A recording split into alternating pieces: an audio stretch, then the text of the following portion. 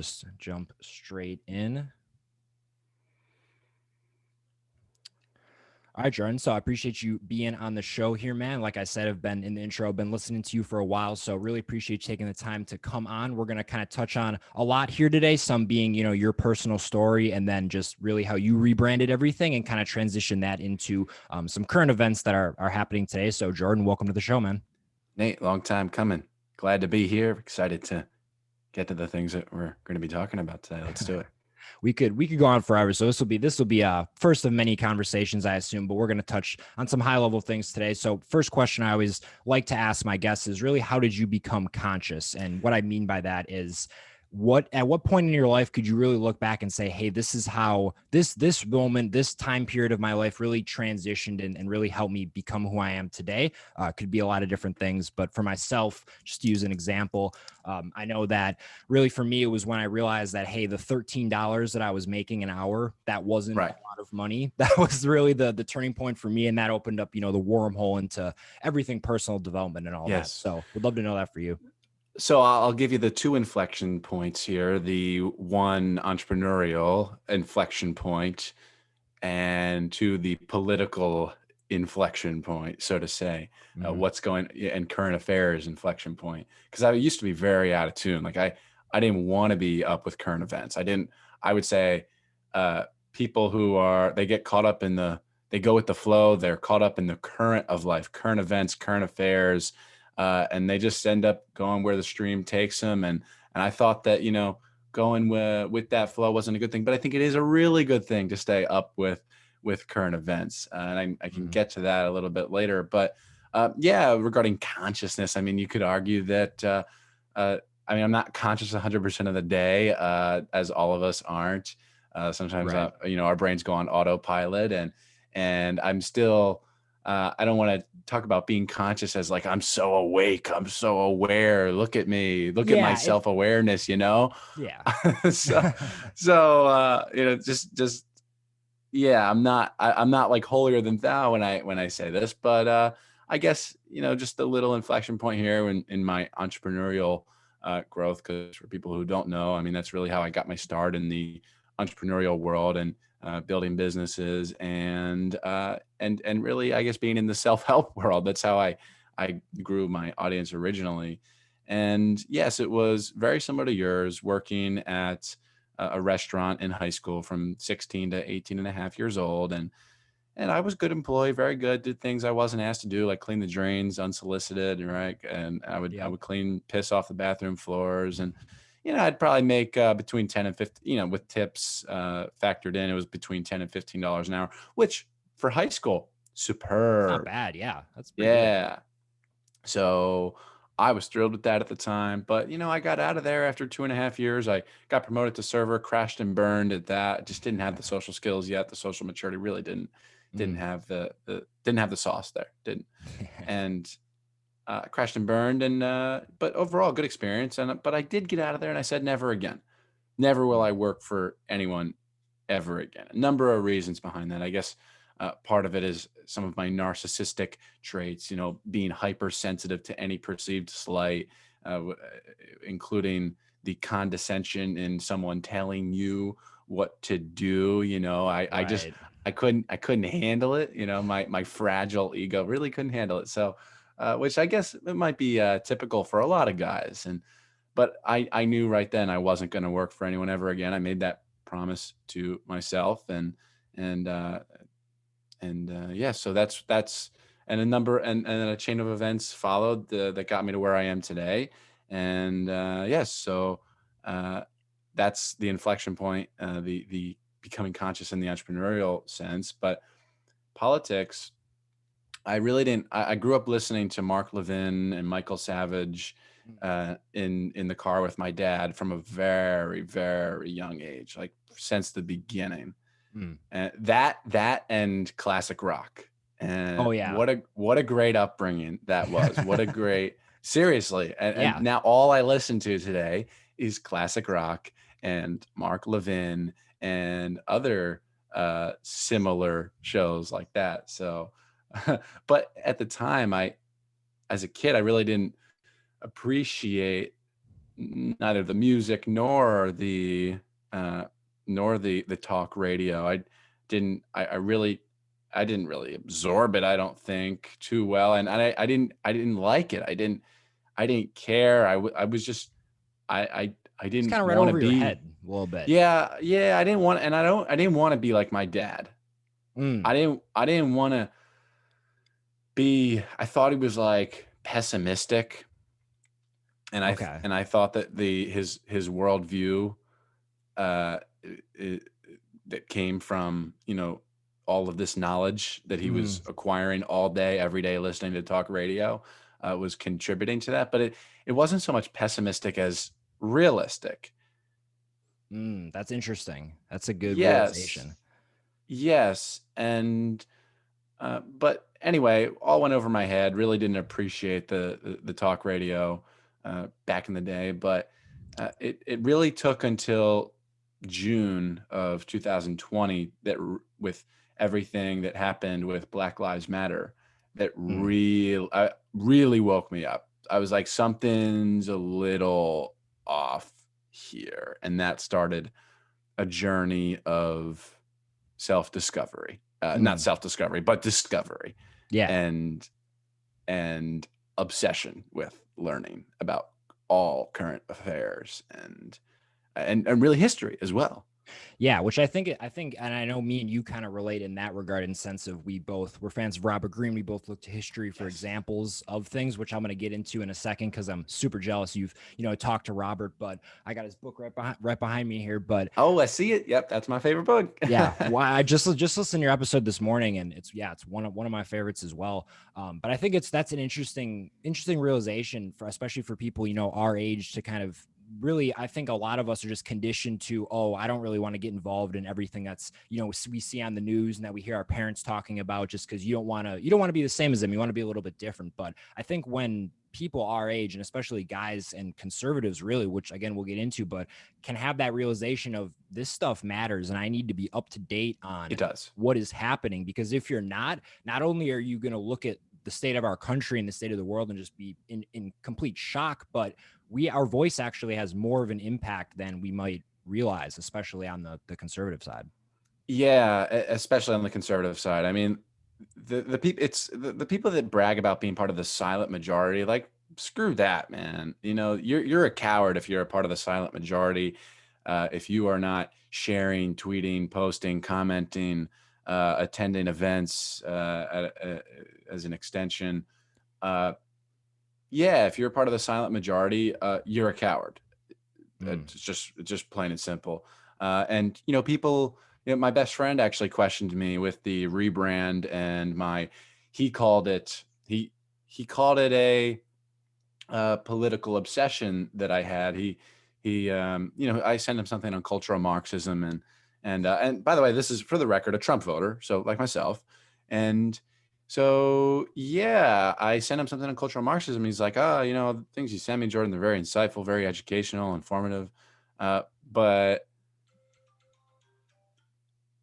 you can only do so much with your influence and your knowledge that you're collecting on these subjects.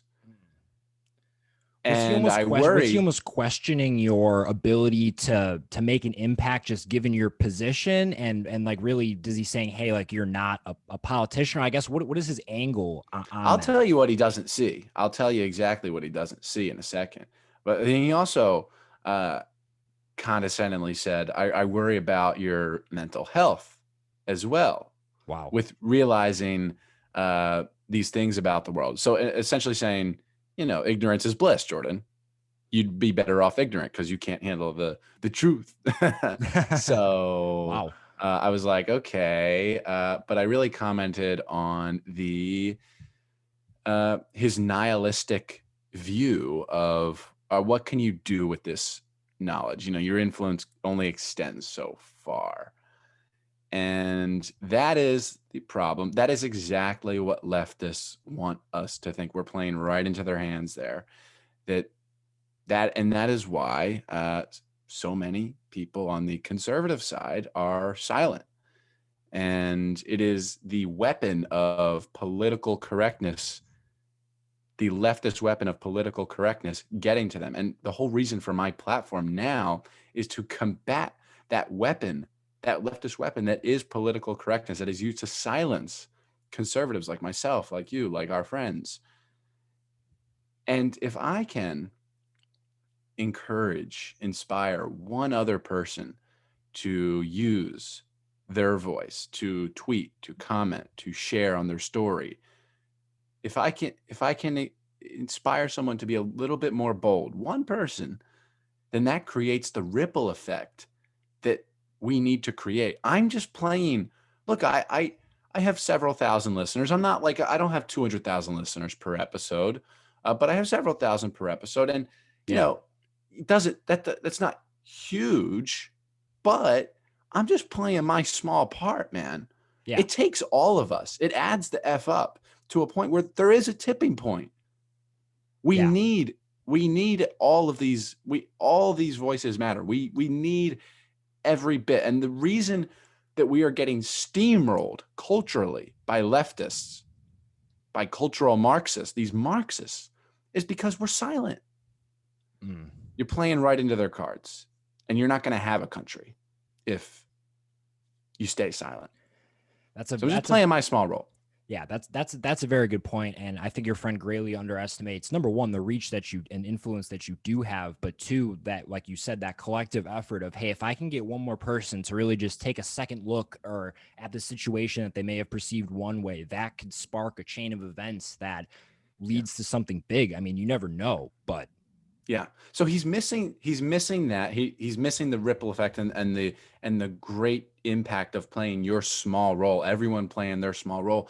But he's also completely missing the severity of the situation. And I'd say that this person is relatively politically awake. Grew up in Broward County, a county that's very, very leftist, I should say. Whatever. Let's use the terms correctly. But heavy Democrat voters, and on welfare and foods, the whole thing. And had he voted in 2016, which he didn't, he would have voted for Hillary Clinton. But now he's come a very long way, and he studied psychology and in school, and took all the social science classes, the sociology, the gender studies, and really was unknowingly exposed to a lot of Marxist ideas. And so while he has a little bit of Marxist DNA in him, probably like 10%, a lot of people do who study and apply themselves in college, they come out with a little bit of Marxist DNA. Yeah, 100%. Yeah. But he's come a long way, and I'm impressed that he, after being exposed to all of that and growing up the way he did, that he is a conservative. But still, he's missing the severity of the situation. And if you listen to my conversation with Katerina Jovanovic from the former Yugoslavia, she grew up in Yugoslavia, keyword being former there. A lot of what's happening in America today is strikingly similar to the downfall of Yugoslavia, and actually a lot of other places. And we have in America this collective self-serving bias that says, we're on top, we'll always be on top, but that's never ever the case. Yep. Great nations are never great forever. So we really, especially right now, need to be hyper vigilant. Yes, I completely agree. And we're going to touch on where America is kind of headed. I'm actually going to reference that episode. And for people who haven't heard that, I strongly encourage you to listen to it. Where can they find that? jordanparis.com/EP225. jordanparis.com/EP225 to check out that interview. We're going to get to that in a second. Really quick, because you made a good point about your friend and his college education. So again, for those people who listen to me know I haven't been to college. I Great. had that plan set up for me, but I truly never intended on going. I knew I'd figure something else Good. out. But you, which I want to get to, you were very entrepreneurial minded from, I'm assuming, a young age, but you also made the decision to attend college. And I know you've talked about this before, where it was kind of for pleasing your parents and kind of for Yeah, a it couple wasn't that other conscious reasons. of a decision. Okay. Yeah. Explain that a little bit, because I'm interested to Well, hear how that influenced your perspective and just how that impacted yeah. you. Well, dude, it's you know how it is. The question is always, where are you going to college? Yeah. What are you Where? going to study? Assuming that if you don't go to college, that's weird. You Right. might be a failure. You probably will. People never ask, why are you going to college? Never, ever. Mm. That's a And very important distinction. that's the question that needs to be asked more, because nobody, I'd say 99% of 18-year-olds going off to college don't know why they're going to college. They just go because other people go. They think they should. Their parents think they should. Parents insist that they should, and it's the marketing of universities is just so brilliant, that they've instilled over the past several decades, that if you don't go, you need us. You just need us. You need us. That's a very Yeah, good way to put it. it is a monolithic.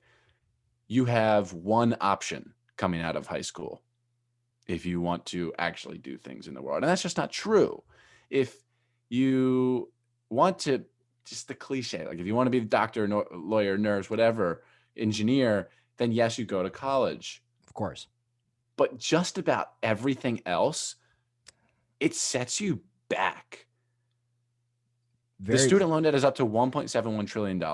Over 40 million Americans owe an average of upwards of $38,000. That's 40 plus million Americans that owe over $38,000. It's a lot of money. Mm-hmm. And what is this doing? This is setting people our age, Nate, back decades, if not an entire lifetime. They come out with this incredible debt. People are our age, around our age, maybe a little bit older, are buying homes less often and later. Right. People are having kids less often and later, in large part because of this unprecedented student loan debt. And it is really, really starting to compound the number, 1.71 trillion. When I first started talking about this, just 2 years ago, I guess, it was at about $1.4 trillion.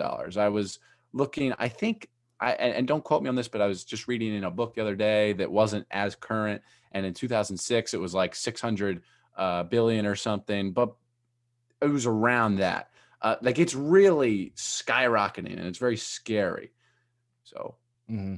And I mean, it's skyrocket, and the student debt portion of it is, in my opinion, is just one of the many, negative implications that gets placed on these students. I mean, I was just talking with our mutual friend Ryan Odom yesterday, and he was saying how not only do they come out of college with, all this debt, but I would rather, personally, if I'm a business owner, I would rather take somebody with 4 years of experience in sales, in marketing, in entrepreneurship, in these other areas, as opposed to somebody with a piece of paper that said, hey, they told me I'm good enough for this. And for 2 of those 4 years, I didn't even learn about anything in relation to my yeah. actual major. So they're really getting this false promise of, hey, get this piece of paper, pay us a bunch of money, and you'll be set, is basically what they're promising. And as we know, especially with 2020, if you hadn't been entrepreneurial minded, you had just graduated in May of this year. I mean, it'd probably be pretty tough for you to find a job anywhere, Yeah. much less in something that you actually enjoy. Yeah, exactly. And we just see the cost of the cost benefit is getting, the risk reward is just getting more and more precarious as the years go along. Every year, it's just, no matter what, Nate, no matter if it is the greatest recession in the past 100 years, like or 50 or whatever, or in recent memory, 2008. No matter what happens in the world, tuition always goes up every single year. Mm-hmm. You know what doesn't? The average, the wages. Wages, standard The of living. people people graduating are making the same amount of money. It's not going up. But what is obviously the tuition. So it's just getting getting riskier and riskier, and the reward just becomes more highly questionable every single year. But going back to me and my decision, yeah, I just went because I should, and I was very very lucky that I didn't have to be part of. I didn't have to be one of those statistics. I didn't have to Mm. contribute to the $1.71 trillion in student loan debt. Very fortunate. My father and I plan on doing this for my children as well. He had a college fund to pay the tuition of all three of us, myself and my two siblings. And so, yes, very lucky in that regard. And now, I just said I plan on doing the same. Will my kid be going to college? Maybe not. Actually, probably not. But if he or she does go, it's probably going to be like Hillsdale or Liberty Yeah. or something like that. Yeah, We know not where public probably, but education's headed. definitely. Like I'll pay for those. I Right. will happily. Like I would. It would make me the happiest person in the world if my son or daughter were to go to Hillsdale. Mhm. Absolutely. Uh, what I won't be paying for is somewhere like Florida Gulf Coast University, where I went, Mm. or Harvard, or one of these, other CU Boulder. Marxist institutions. Oh, but yeah, where my brother goes, and Yeah. where my father shells out 50 to $100,000, yeah, like $100,000 a year for my, not in just tuition, but just in everything for my brother, to be indoctrinated. And guess what happened, Nate? Within a year and a half of being there, he went from he went from being in a family of conservatives to really uh, he voted for Joe Biden, is what Wow. I'll say. Mm. Yeah. So, and I don't think he's too far gone. I've done some really good work on him. I'm really proud of the work I've done the past month or two. Good. And I actually think he's starting to change his mind. I've been totally not forceful at all. I've been very delicate with it, as one needs to be in this Mhm. type of situation. So I mean, because he just voted for Joe Biden because that town is like Man, it, Boulder. that It's hits disgusting. that hits a little bit closer to home for me. And I don't know if I've told you this, but when I saw you first post about Boulder, I was like, that was the college, one of the only major universities that one I wanted to go to, but two I Mm, actually got accepted into. And I remember getting accepted into that business school, and I was ecstatic, like I was hyped because I'm like, oh my god, Colorado, one of my favorite places to visit, and I just figured I've heard great things about it. I'm like, this is gonna be sick. And then they give me the financial aid package, and that is what did it for me. I was looked at that 60,000 for the first year, and I'm like, yeah, there's no like, where am I? I have like $3,000 in my savings. Like, what am I? Where am I gonna? Where am I gonna do that? So that sent that for me. But I just think about myself and how you said your brother came from a family of conservatives, and I would even say that yeah. my family is almost the opposite, where I'm kind of the conservative in the family, if you will. And if I had Wow. went to Boulder, it's like, man, would I have changed my philosophies on things? I mean, I can't really say, but being in a town with that type of environment and really just paying for indoctrination, like you said, Yep. it's not worth it. And I feel like it would have had a severe amount of negative implication on somebody like me who's really trying to think for myself and see through all the bullshit, quite frankly. Yeah. I mean, and what really, besides the indoctrination, what is of value in the education in 99% of these universities, and in all of these gender studies and social science and philosophy and even business courses? There really is almost no value. I can point to public speaking as a really wonderful course. I can point to accounting and business finance as courses that people should take. I could point to a couple of courses like that, but everything else is just an unmitigated disaster. Mhm. And thank God I didn't. I was still very, very moldable, and I guess I'm still moldable, but I was very impressionable, as we all are as 18-year-olds going into college or not. Yeah. And I worry what would have happened if I applied myself and studied and really, yeah, really involved myself in my studies, Hmm. uh, Would you say because it's safe to say that the more involved you get, almost the more indoctrinated, to use a for lack of a better term, you get? and I would say so, Nate. And there is data to suggest this, that more that the percentage of young people that go into college as conservative and come out liberal, like let's say, bottom line is that uh, we're seeing data, and I'll have to find this again, but I found it a couple of months ago, that people are coming in conservative and coming out, I wouldn't even say liberal, but leftist. Yeah.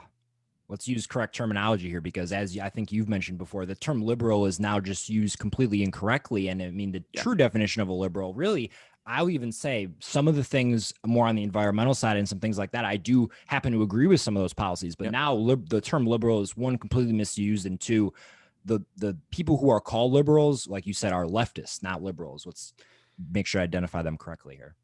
Yes, I'm trying to look at the definition, look for the definition of liberal right now. Um, Noting or pertaining to a political party advocating, no, favor to or in accord of. Oh, this is great. Favor. Here's one of the definitions of liberal: favorable to or in accord with concepts of maximum individual freedom possible, Hmm. especially as guaranteed by law and secured by governmental protection of civil liberties. So, in other words, sounds like small government. Sounds like conservatives today. Sounds like exactly what I'm all about. Big gov sucks. Yeah, exactly. And that's where, again, we agree with a lot of these true liberal policies in terms of small government and what the definition you just read off. But that's not what we see today. In fact, the left is on the complete opposite, which again we're going to get into a second. But I kind of want to circle back here to you and just really talk about your transition a little bit, because not only, like I mentioned in the intro, you had one of the top podcasts on Apple in the education space, which is a very prestigious chart to break into. So congrats on that. But I mean, you've interviewed people from, Robert Greene, Mark Manson, Jordan Harbinger, some pretty high level people. And I mean, you've introduced me to some of these people as well, who I otherwise never would have. So, thank you for that. But when you started Growth Mindset University, which was about, what would you say, your sophomore year of high school, or college rather, so about two and a That's half years ago? that's correct. Yeah, 3 years coming up in April. 3 years. Okay, so cool. About 3 years ago. I mean, at this time, what was your mindset when first starting out GMU? What was the kind of the goal or the reason behind doing Yeah. all of that? Yeah, and for people that don't know, yes, you just remind me. Yes, it was called Growth Mindset University, and obviously now it's the Jordan Paris Show, as you know, Nate. But yes, in the beginning, it was pretty aimless. I just did it because other people were doing it, because social proof, and I was having guests on because other podcasts have guests on. Thought that's what you're supposed to do, Mm, whatever. But then it evolved into a self-image pursuit where I just wanted to interview anyone with a hint of fame, in the hopes that perhaps that would rub off on me. I used the term borrowed credibility, mm, and I just wanted to interview anyone with a blue check mark, really. So I was on that self-image pursuit, bowing down to these false prophets that are the blue check marks today, that are the influencers, the fame, anyone with a hint of fame. yeah. They've really become false prophets in the age of social media. So I was really, really wrapped up in that, even until probably 3 months ago. Just really too wrapped up in that self-image pursuit that I'd say, I mean, like 90% of podcasters I know really are wrapped up in that self-image pursuit, in the matrix of that. And now it's obviously not about that. It evolved. It took me, probably 4 or 5 weeks. That I hadn't recorded an episode back early in the summer fall of 2020. And, I didn't have to, because at that point I was always like 2 months ahead in episodes. So, Yeah. taking 4 or 5 weeks off, it didn't matter. And I'd probably do that like once a year. Mm, And somewhere along the way, it became increasingly obvious that I could never record another episode of Growth Mindset University again, because mm, of partly what I just said, the self-image pursuit. I something allowed me to get outside of that matrix and have a 100-foot view on it, step outside of the matrix, what I was wrapped up in, yeah. so to say, for the first time in years. And I just got really disgusted by me. and the path that I was on, I felt like even though people, classifying me as using the word successful to describe me in many respects, uh, I I had felt like I'd done everything wrong. Mm, that's tough. Yeah. Yeah, and I got really depressed about it for a couple of weeks.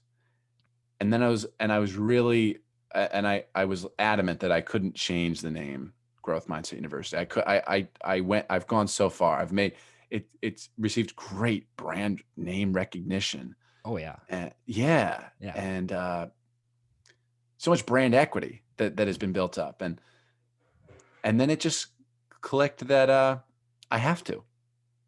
I have to. I have to. I didn't know it was going to be the Jordan Parrish show at the time. I thought it might be, but Growth Mindset University had to grow up, and Mm, it evolved into the Jordan Parrish show, where I don't give a shit. I don't give a damn to yeah. talk with people just because they have a blue check mark or a lot of followers. It doesn't matter. It's real conversations, real people who've been through real shit, like growing up in Moscow, Russia in the 70s, or growing up in Yugoslavia, or people who have great data and information on why mask mandates and lockdowns don't work, which, by the way, if you haven't found out by now, they don't. You can go to jordanparis.com/EP223 to hear that case be brought. And we're gonna And touch on that a little bit because for anybody who hasn't heard that episode of the Jordan Parrish Show with Tom Woods, it's a great episode, provides a lot of information. And for those of you who say, follow the science and only trust the scientist, this guy, which again is a complete propaganda term, but this guy is, I mean, he's Harvard educated. So would you say that he, has a little bit of insight into the scientific community and maybe some of the things that he's talking about? yes, and isn't that interesting, Nate, that Tom Woods is Harvard educated? Isn't that very interesting? And I believe he also went to Columbia as well for his PhD. Yeah. But yes, isn't that interesting? And I wish that I had asked a little bit more about that, because that is definitely an elephant in the room. Yeah. But yeah, perhaps that does. Yeah, I really, yeah, I can't speak for him. But yeah, I wish I asked him. But yeah, so anyway, real conversations, real people, real things that people actually care about today. I also realized that, not only the self-image pursuit I was on, but also I started to adopt the view that in a world where tensions are rising, bubbling to the surface, real problems are bubbling to the surface for the first time in many years, Hmm. probably for the first time in the social media age, and tensions are rising. This general self-helpy content from influencers is getting really, really stale. Mm. Like, who cares? It's almost, I view it as, and I really don't mean to shit on an entire industry. I mean, I kind of am. I feel, part of me like questions that, like, just because I left that world, now I shit on it, and I Yeah. really question myself there. But I view it as like, who cares? Like, I view it as very tone deaf Mm. at this And it, point in time. And is it safe to say that, just to circle this all together, just my thoughts here, is it safe to say that, obviously the pandemic and each state's, thankfully, you live in Florida, you have the greatest governor Thankfully. in the face of the earth. Yep. But seeing everything that was happening in terms of lockdowns, these mandates, and then combined, like you said, with everything with the George Floyd shooting and the Black Lives Matter movement really starting to grow to levels that we haven't seen yet, and plus all of that combined with you graduated from college this year as well about that same time, is it safe to say that kind of all of those things really happening simultaneously is Yeah. what really made you like go, wait, am I doing the right thing? Am I caring about the right thing? Like you said, am I actually talking about shit people care about, or am I just doing this for myself? Totally. Yeah, it was and the answer was the latter. I was doing it all for myself. I was on that self-image pursuit. I was giving people a front row seat to my own show of narcissism, really. Mm. And And and I think that a lot of people, especially older, wiser people, could see that, like, oh, just another one of those guys, yeah, just another one of those. and You it know, and, it, and whether it's it was them listening to my podcast or just seeing my website at the time, like just another one of those.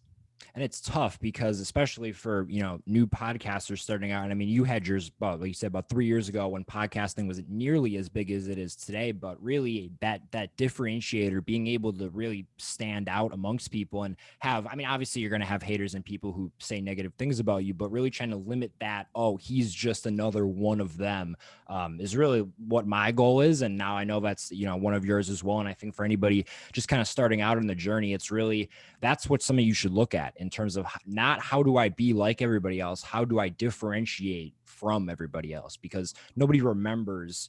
I remember when I was almost going to go, this is kind of off topic, but it relates. I remember when I was going to go into financial planning and advising, that career field. I got offered from a very big company here in Wisconsin for that. And I remember somebody telling me, this is really like what hit home. Nobody's going to want to go on a podcast with just some financial planner. Like you, and because you're just like what's special about that? You're just doing the same thing as hundreds of thousands of other people. And I think that also anything creative, of course, that also relates to is just you want to really set yourself apart almost in a good way in terms of, hey, like what is that guy doing over there? He's making waves, he's having this ripple effect, let me go check that out, as Yeah. opposed to, oh, it's just another self-help guru type. Success show. Yeah, Yeah. yeah, yeah, yeah. And A show that's all about vanity for both sides, for mm, both parties. Yeah. yeah, which is interesting because, as I think you're a great example of this. I mean, you said you've got a substantial audience, well more than me, but not the biggest in the world. But would you say that these vanity metrics are something that people fuss way too much over it, especially now? Do any of these things even matter? No, I mean, at a certain point, you get numb to the numbers in your, say, hosting dashboard for when it comes to your podcast. It's just like, just another, for me, it's like, it's just another big number, it doesn't really like,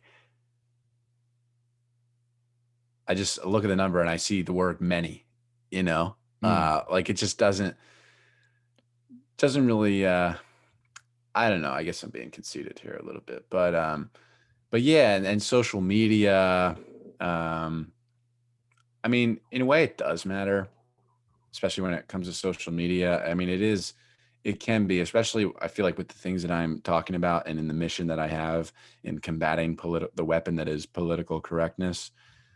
I feel like it does matter. My voice is being amplified with the greater views, likes, comments. I have a greater chance at making that ripple effect. I but being too wrapped up in the numbers, which a lot of for a long time, most of the past few years, I have been. mm. Uh, it was just, yeah, I was living my life and creating content, and my life was just creating content and looking at the likes and the comments and the views on social media, uh, especially like Linky Dink, Oh yeah.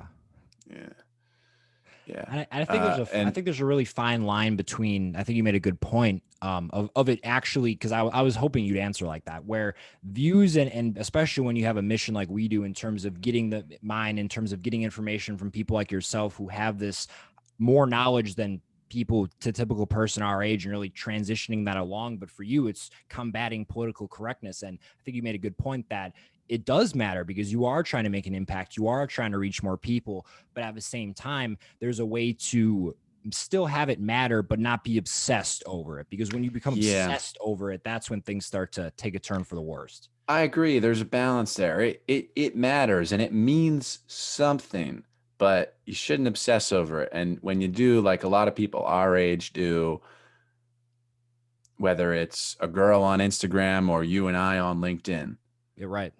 Goes both ways. They live their lives to just see, they live for that validation and the false validation in the form of, those likes. And that is living that way day in and day out. That's a special kind of hell.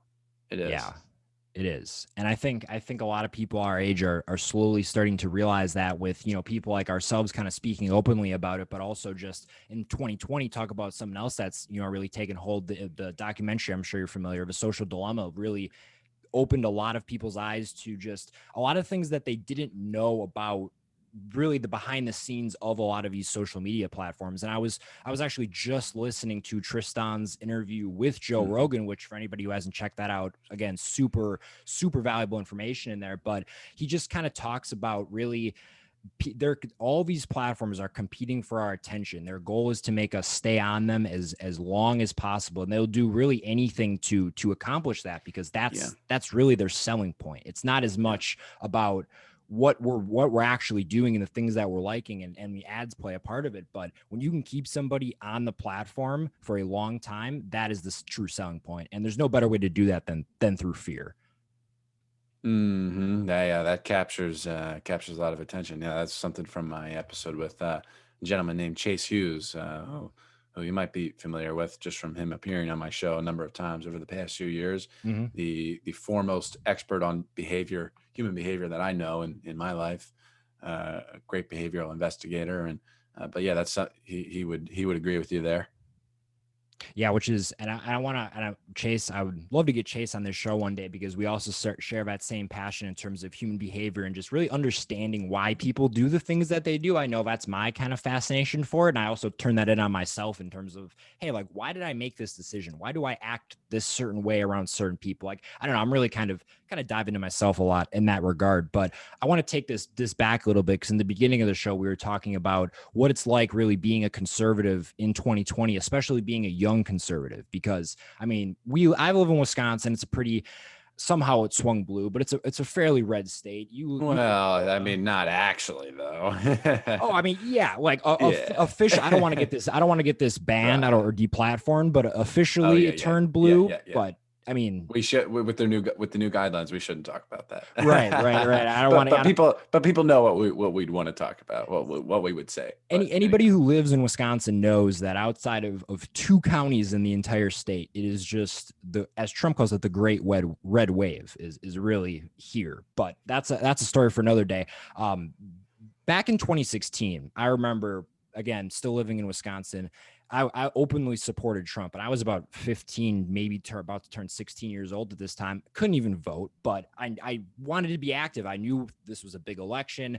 A lot of people hated Trump. And I even remember when he announced coming down the stairs in 2015, I remember watching that live, and I told people when I was playing football at the time, I'm like, this guy has a shot. Like, I actually like listened to him, and I'm like, I agree with like a majority of what he's saying. And I think a lot of people also felt that way. But at the same time, as you probably could relate to, I also got, scrutinized a lot for it. And I didn't yeah. really know how to stand up for myself being a freshman, sophomore in high school. And I'm really curious, back in 2016, what was your kind of perspective on politics and Trump's Mhm. just kind of explosion, if you will, into Yeah. the space, and just really what your mindset was back four more years ago? Yeah, very, very naive, just voting Republican because that's what my family did. Really, really didn't know much about either of the candidates nor their policies. Really knew nothing. Um, Now, I mean, fast forward, you know, I know all about it, and I even go back and watch the presidential debates from like 2016 or 1992 or 1988, or like I watch these presidential debates. But I loved watching the 2016 debates a couple of months ago or several months ago, and but yes, no, I was nowhere in my thinking. It's just a formality to vote Republican, Mm. just because I thought I should. Um, Were you vocal and about that at all? Was that no, some? absolutely not. Mm. Absolutely not. No. not that I was like scared of anything, but I was, just didn't care to be vocal about any of it. Didn't understand. Yeah, just didn't understand anything, dude.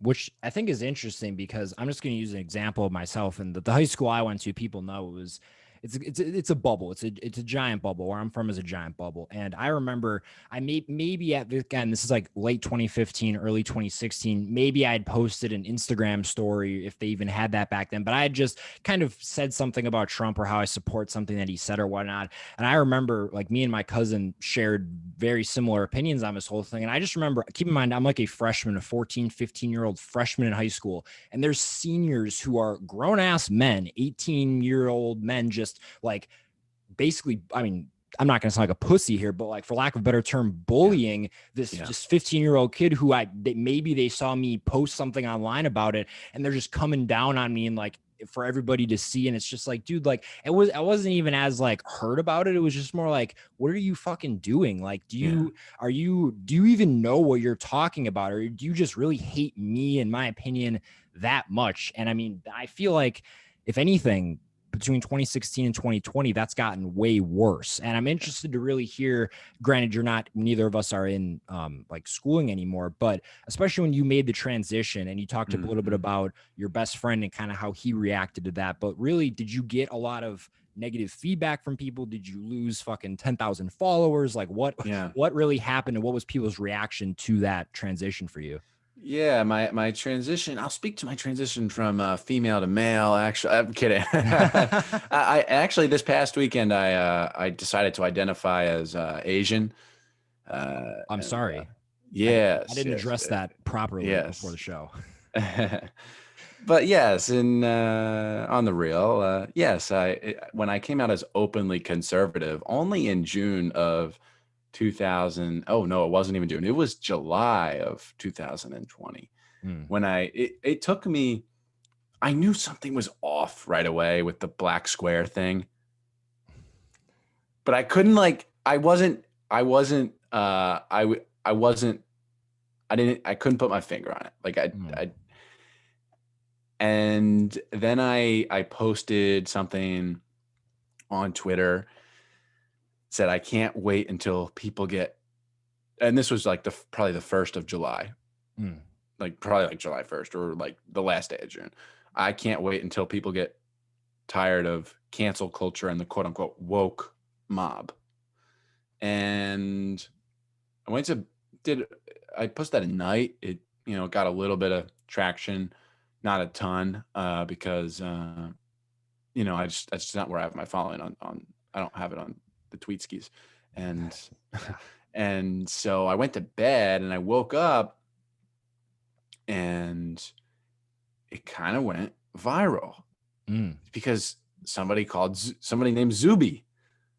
Yeah. Saw it. Yep. Yeah. That's because we both know Don Wettrick, right? Yeah. Don mentioned Zuby in the comments, like you should check out Zuby or something. I never heard of. I did hear of him because I saw the extent of my knowing about him was I saw his name pop up because obviously I subscribe to Joe Rogan's podcast, like everyone in the world. I feel like I saw Zuby's name pop up on Joe Rogan's feed, but I never listened to the episode. I never bothered to. Yeah. And so he saw it and quote tweeted it, and so it got a lot of traction. And then I started digging into this guy Zuby, and hearing him on Joe Rogan and Candace Owens' show, and looking at all of his tweets, and noting that yes, he is black, and he actually is born in the UK, grew up in Saudi Arabia, and has spent a lot of time in the US. I was like, this guy's got a very worldly, wise view, and being a rapper as well. Right. And so like just a very interesting, one of a kind mix there. And so I invited him on the podcast, and then we did the podcast, and that was my first political podcast. And you were still branded Growth Mindset University when you had Absolutely. Zuby Yep. on?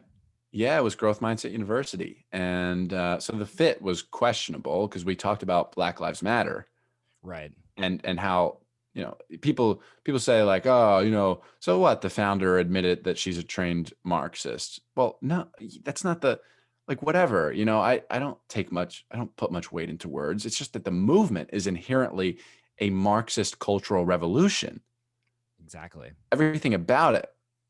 So, and that's a lot of what we talked about. And I was still very naive at the time. I have to like listen back to that episode. I haven't listened to it since it came out in like July. And, cause I feel like I knew nothing at that point. I was really just discovering all of this. Yeah. It was groundbreaking for me. Um, so yeah, and then I really ramped it up. I with my marketing efforts that week and coming out on LinkedIn as openly conservative for the first time with a lot of the graphics that I was posting and the quotes from the episode that I was posting that week. I want to touch on a And graphic that you just real quick that you made. I yeah, remember it. It was, I think we're thinking of probably the same one. It was, if you support Black Lives Matter, then you support, and you list I'll get off there. Yeah. all of these things. And I just remember seeing that. And again, for me, I'll just be completely open and honest. I don't even remember if I did. I wanted to repost that so bad. And I remember going back and forth. I'm like, do I want to get, and it No. was like you said, do I want to get canceled over this? And then I just thought about it for longer than 5 seconds. And I was like, I really don't give a fuck, because this Yeah. is, it's completely true. And I definitely want you to elaborate kind of on one, how you really had the balls to go ahead and Yeah. make something like that and post it, and what the feedback from, Zuby being a black man, what his response to kind of the whole BLM situation was, and what all of your followers kind of thought of that. Yeah. Yeah. I remember you coming. You said, I love you for posting this, man. It's that week I had my set of graphics made for that episode. But then I posted all those, and then I went even further by creating myself this graphic because I saw my social justice warrior peers posting this graphic that said, if you support Donald Trump, you also support racism, homophobia, sexual assault, xenophobia, ignorance, misogyny, fascism. You don't get to Fascism. support. Yeah, yeah, very funny. You don't get to support someone and not support their evil ideals. By the way, and I say anything that a leftist accuses conservatives of is what they're already guilty of themselves. So keep that in mind as a rule of thumb that applies to just about everything. Robert And Greene talks about that a lot. yep, but it's funny because he's actually he's liberal. We're friends on Facebook, and he's very anti-Trump, but he does talk about the shadow side and contradictory behavior. Generally under the emphatic trait lies the opposite trait. So under an extreme show of aggression lies a lot of insecurity. Under an extreme show of virtue, like these virtue signaling social justice warriors. This is the example that he used in my podcast with him. By the way, you heard a lot of these social justice, his words, not mine, these social justice warriors. You see these social justice warriors, they're always so virtuous, always on the right side of things, always so moral and righteous. Most of the time they're dealing with a lot of hatred and pent up aggression deep down. These are the worst kinds of people, exactly the opposite of what they show on social media. And they prove it when you disagree with them, and they will make your lives miserable and try to destroy you. And so, yes, back to the graphic. So I saw that one about Donald Trump, and I was like, and it's all in these it's in these rainbow letters. For people on YouTube, they'll be able to see this. I'm holding up my phone. This is the original Donald Trump graphic. And I was like, I can, yeah, here's my caption. I saw an infographic about Donald Trump circulating among the morally superior social justice warriors. Swipe for that image. So I decided to create one of my own for the Black Lives Matter organization, not the immutable fact that Black lives do, in fact, matter. I think that's an important distinction real quick. No, we're not nobody who's saying that, the things that disagrees with Black Lives Matter support, nobody is saying that these killings, certain Right. killings from police, that's okay. We're not saying that. We're talking about, we're going deeper beyond just the phrase and really looking at what this group, this movement is really proposing and pushing, just making Yeah. that distinction. Yeah, I mean, someone commented, black kid here, commented, Black Lives Matter in all caps with 4 exclamation points, and I pinned the comment. I'm like, I don't think uh, anybody's denying that. I said, that's right. If you can't separate the organization from the statement, that's your problem, not mine. Thanks. And other people chimed in. They're like, nobody said they didn't, dude. And if you're going to point to if you're going to cherry pick some police brutality incidents, then that's fucking stupid, because there really isn't data that supports black people are being hunted down at a rate higher than other races. It's similar to my my my dad, or I know someone who's 43 and on the ventilator. I know someone that's 37 that died from the virus. It's like, by another extension, saying, okay, men are generally taller than women, right? And you, Nate, reply, my girlfriend is 6'4". What are you talking about, man? Yeah. You could cherry pick these types of cases with with anything. I think it's it's just so irresponsible. And it's so obviously seasonal for a political purpose. These the publicizing of these incidents. And so anyway, I posted this. If you support the Black Lives Matter organization, you also support Marxism, anti-Semitism, socialism, fascism, violence, hatred, racism, the destruction of America, terrorism, the spread of coronavirus, because it's perfectly cool to gather in the streets COVID for doesn't worry that. about Black Lives Matter. No. If it is, the coronavirus is a politically enlightened virus, Nate, that that if you are in support of morally superior causes, morally superior as determined by leftists, of course, Yep. and social justice warriors, then you are immune to the virus. If you are, protesting for Black Lives Matter, if you are celebrating in the streets with hundreds of thousands of people for a supposed Joe Biden victory, then you're good to go. But if you want to go to a Turning Point USA event, then Or just have Thanksgiving. that's a great day. Yeah, it's Thanksgiving. Or Christmas. That's those are super spreader events, and you want to kill people, and you you're only just a care bad about person. yourself. Yeah, you only care about Right. yourself. You don't care about old people. You don't Yeah. care about people dying. Right. And we're gonna definitely touch on COVID in a second, but I think that's I think it's a great point you bring up. And just to real quick clarify for everybody, you're not, all those things you said about what Black Lives Matter supports, you're not making this up, are you? I mean, this is straight from the source. Yeah. And then, so I'll finish with, you also support increases in murders in our big cities, destruction of our big cities. Obviously, going to referencing there the defund the police movement, which had disastrous effects in Minneapolis, broken families, intolerance, ignorance, chaos. You don't get to support an organization and not support its evil ideals. And of course, I did it all in the spirit of the social justice warrior graphic. I did it all in rainbow letters, and for someone who, like, I'm not cool on Instagram. I'm cool on a platform that's not cool to be cool on. LinkedIn, Linky Dink, as I like to call it. The worst platform to have a following on, to be honest. But so for someone that only has 2,000 followers on Instagram, that post, it had 941 likes. It had 813 shares, like whether someone sends it as a DM or shares on their story. It also had 471 saves. Probably a lot of people saving it because they think I was racist for posting that, or just people that really liked it. I'm gonna remember that. Yeah. 113 comments. So, like, it was, for someone that's not cool on Instagram.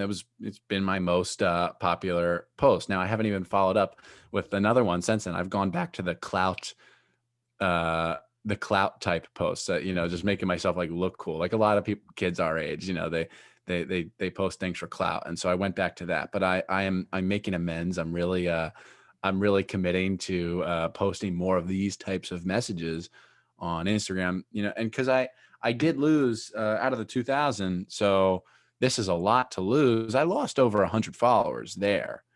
I did. But I also gained the same amount. Probably the numbers are probably close to 150 both ways. So I got rid of like 150 weaklings. And then I went pedal to the metal after that. Like I was out. I thought it was just going to be that week that I was posting about, the week of that episode that I was going to be posting about this kind of stuff, and I was going to be done. I didn't let up. Yeah. You were just getting started. You were just getting started with Yeah. that. That was the springboard right there. Yeah, I was just getting started, and now I really use my Instagram stories as a great spreader of this type of information. And it's still like, it's really stimulating and engaging. I get tons of story replies. So I mean, I think it would bode well to post it on my feed.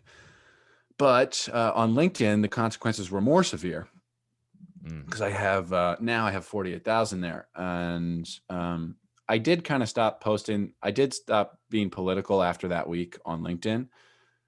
And it wasn't really until, I had an episode with my friend Amir Odom, who, Yep. Amir. Yeah. Yeah. We actually, so funny, small world. I was on the street this weekend in West Palm. Granted, we were both there for a Turning Point USA event, and we were going to meet up anyway, but the next day. I'm walking down the street with my new friends that I made, and we're going to dinner, and I see Amir, and I'm like, and he doesn't see me coming up, and because I'm coming from like an angle, and I'm like, "What's up, dude?" And we just talked like casual, like we'd met 100 times before, but it was my first time meeting in person. Obviously, we've been friends, but anyhow, I didn't start posting on LinkedIn and political things until my episode with Amir, probably a month or two later.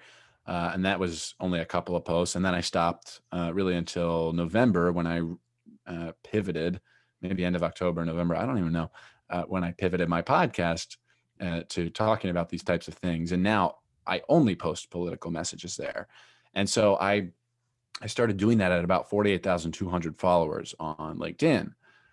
Again, just the worst platform to have followers on. But that's another conversation. Maybe we get to that, but if we have time. But what happened was prior, I was gaining 50 followers per day for really the past 2 years. Like I had calculated it, there were periods of time where it was, 6 months at a time where it was averaging 50 followers a day. I was down to I was gaining 44 followers per day at that point. It was the average, like 44.1. I would calculate it every now and then because, with Shield, the app, it's easy to kind of see where you were at. Yeah.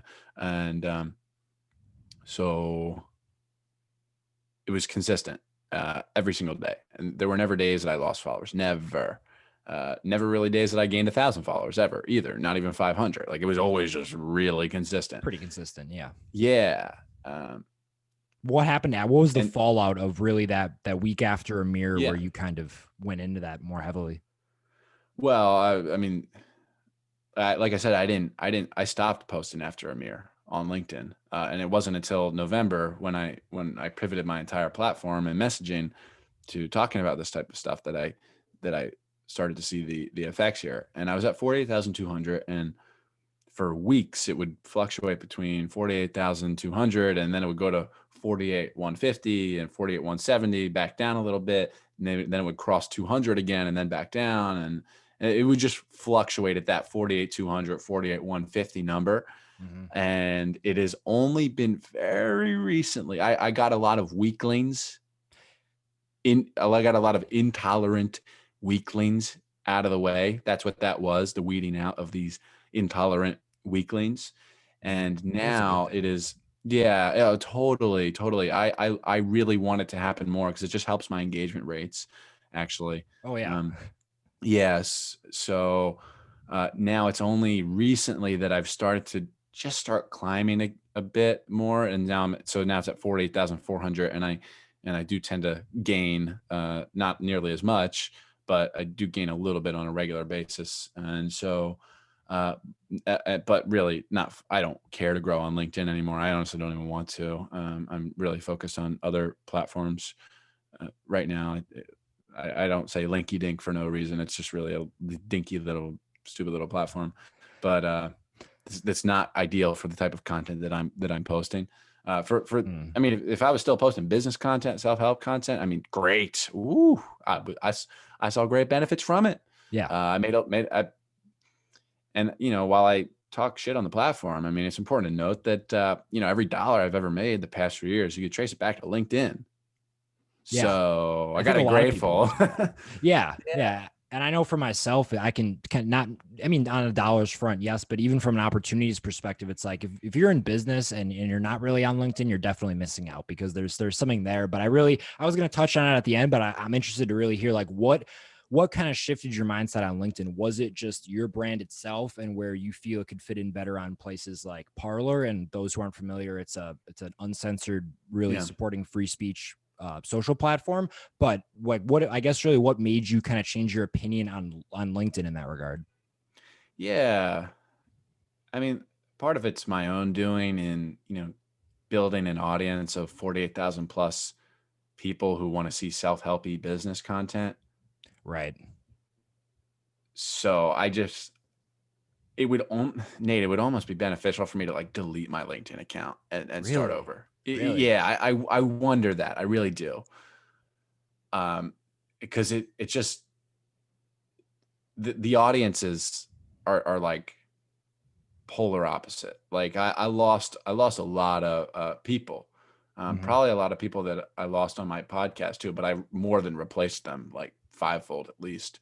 And the podcast is doing better than ever. But um, yeah, I just don't have the right. I personally don't have the right audience on LinkedIn. It's not for you don't really see political content go viral there. It's just not the platform for it. It's not conducive to virality for the type of content that I'm posting. And I do think that TikTok is a wonderful platform for creators like myself. If I can harness the creativity and video aspect of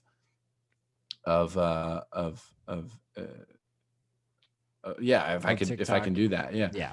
So, but also Parlor, I don't know. I've mixed feelings on it. But LinkedIn is also, I mean, you can't say anything on there.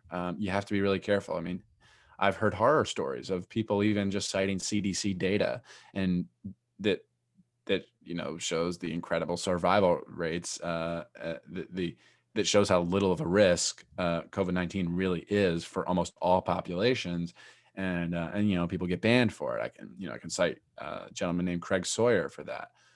Twitter, same guy, Craig Sawyer, they removed his verified badge for talking about child sex trafficking, and Which it is wasn't until he started talking about that they removed his verified badge. Just stupid shit. Fascist book, doing dumb shit to people like Mark Levin. They put a warning on all of his stuff.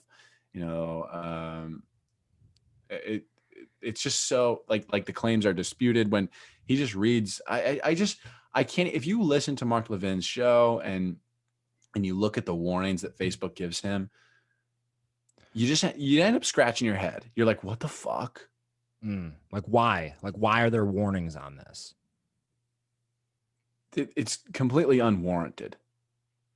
Uh, it's I can't even. I don't even have words for it, man. It's just fascism in real time. That's just what we're looking at. That's why I call it fascist book. Yeah. And you bring up a I really haven't good found a name for Instagram yet. I gotta come up with funny little name for There's got that. to be a buzzword for Instagram. Something. We'll think of something. But I think you bring up a good point. I actually wanted to kind of segue into this in terms of really where our country's headed, and I think social media is a great place to start with that. And I want to touch on this real quick. I don't know if you saw any of the congressional hearings with Jack Dorsey and some of those big tech executives, but Yeah, where Congress just brings them in and they say mean things to them in the hopes that they'll change something. Yeah, I see it. yeah, it's pretty bullshit. It's pretty pointless. But I think out of the whole thing, Ted Cruz actually made a pretty good point. I don't know if you've seen this clip, but he goes, Yep, I remember him. He said to Zuck, or maybe it was Dorsey. He said to one yep. of them, he goes, who elected you? I knew you were gonna say that. Yeah. Yeah, who made you in charge of these decisions of what can and cannot be said? And I think Who we're made you the really moral authority? Yeah. and we're really past the point of questioning whether or not these platforms can influence people's minds, much less an election. I think we already know that that's a given in the United States, and that's not even counting the hundreds of other countries that Facebook operates in, which I imagine they don't take Yeah. nearly as many precautions in terms of censoring conservatives on, in the United States that they do in other So countries. So I I'm in charge. I'll put this out there that I really think Facebook, especially more so than Twitter, but I'll say this about Facebook. I think Facebook is a crime against humanity. I do. It's a bold And statement. yeah, and a lot of these platforms, Nate, they have this, especially the people that run them, they have this godlike complex, this godlike narcissism complex, where they really do believe that their values and they really do believe they're doing the right thing, and they think it's like okay to impose their beliefs and values on everyone else. They really do view themselves as the moral authorities, and it's a bit odd. I think that social media is just a really terrible thing for humanity in general. Almost almost every platform. I really do, and they're just echo chambers that positively reinforce division. Yeah. They positively reinforce in the form of likes, comments, views, a hot take, a divisive hot take. That's what gets the likes, the views, the comments. And I think that it's further driving a wedge between people every single day. And it's what we touched on earlier in terms of what gets attention, what keeps people on the platform, and the biggest thing, like we said, is that fear. It's things that create fear or create division, create argument. Because if you're Yes. seeing, I think it was just on your show I was listening to yesterday, that if people are seeing the opposite of their political opinion on Facebook or on Twitter, they're not going to stay on there. They're going to be like, fuck this, I don't want to read about something I don't agree with. But if Yep. you Yeah. show them You the echo scroll past chamber, it a little bit quicker, probably. yeah, but if you keep them in that chamber of Yeah. yeah, just feed them exactly the information they want, whether it's factual or not, and it's pretty biased in that regard. But it's really one sided, and you bring up a great point, because I know me and you, part of our brand and really part of what we do is on social media, and sometimes I think that's unfortunate because it almost keeps you locked in terms of having to maintain some sort of a presence. And I actually plan on over the holidays kind of taking a break, especially from Instagram. I'm going to completely delete the app for multiple Oh, days and just maybe not I'll even follow touch it. suit with you, buddy. Dude, it's the great Ryan. Shout out to Ryan, Bullish Millennial. He's the one who told me yesterday. He's like, "Hey man, this 5 days that I did it, I learned more about myself than like I ever previously did." And he's like, this is Christmas week. Now might be a good time. And I'm like, Yeah. you're actually right, man. So I think I'm going to do that over the next week or so, Mm. especially Instagram. That's a big one. Yeah. Big one for me. Well, it's important too to replace those. We've really become cyborgs. With our Instagram identities and our social media identities. Our we get so wrapped up in those. It really becomes part of us, and what we do on there is really a large part of us. But it is important to replace if I think if we're gonna get rid of Instagram, replace it with real wholesome human experiences. Like for example, over the past few days, like I said, I was at that Turning Point USA event, and I'll have to look at my screen time, but it was ridiculously low. Like usually my phone dies before the end of the day. It it didn't die for a really long time, like over 2 days. Like I just didn't spend time on any social media, didn't post anything anywhere, not even a story on Instagram. I was like, I And didn't see anything from you from the event. no, no, and I didn't even get any. I didn't even get any pictures or anything. But I had the best time of the year for me. Like I really did. It's been the highlight of at least since March, I guess. Yeah, that's Uh, awesome. uh, just with people, making friends, doing wholesome things together, and I just I don't think we don't just get rid of Instagram and delete it and then just like sit at home alone and do nothing. I think that it's got to be replaced. I feel like I random comment, but that's what came to mind. Let me tell you though, Nate, it was so refreshing to have this human experience this weekend. I don't know about you, but I haven't, with me having graduated, so I don't go to school. COVID or not, I work from home. I Yep. work from anywhere. Uh, so I don't go into an office and see people every day. And so yeah, with those things, it just amounted to, and I think this is the case for a lot of people. I haven't met anyone new my age in months. Yeah. I I really mean, haven't. ditto, man.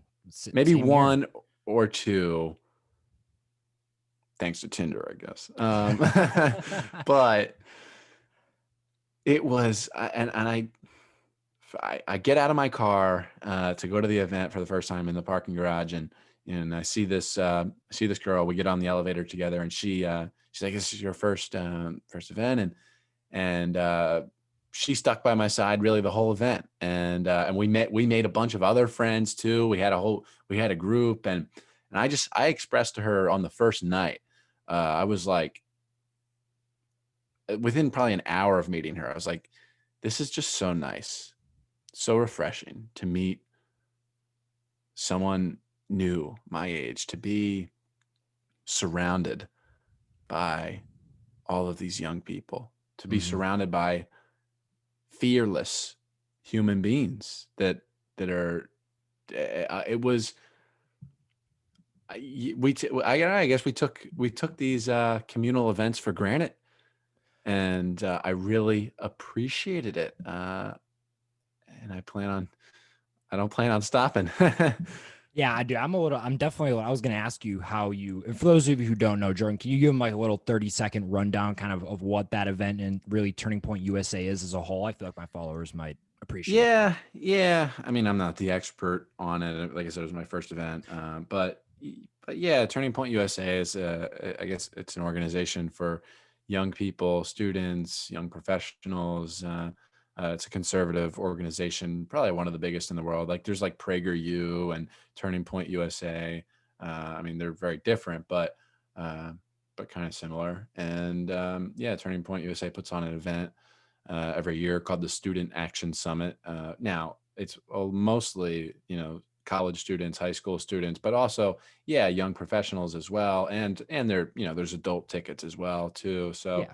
and there's plenty of them there. And so that's what it is. People like, Mike Pence, and usually President Trump comes every year. He called in he got on the phone this year. He couldn't make it, but Mike Pence was there yesterday, and I love Dave Rubin, Oh, yeah.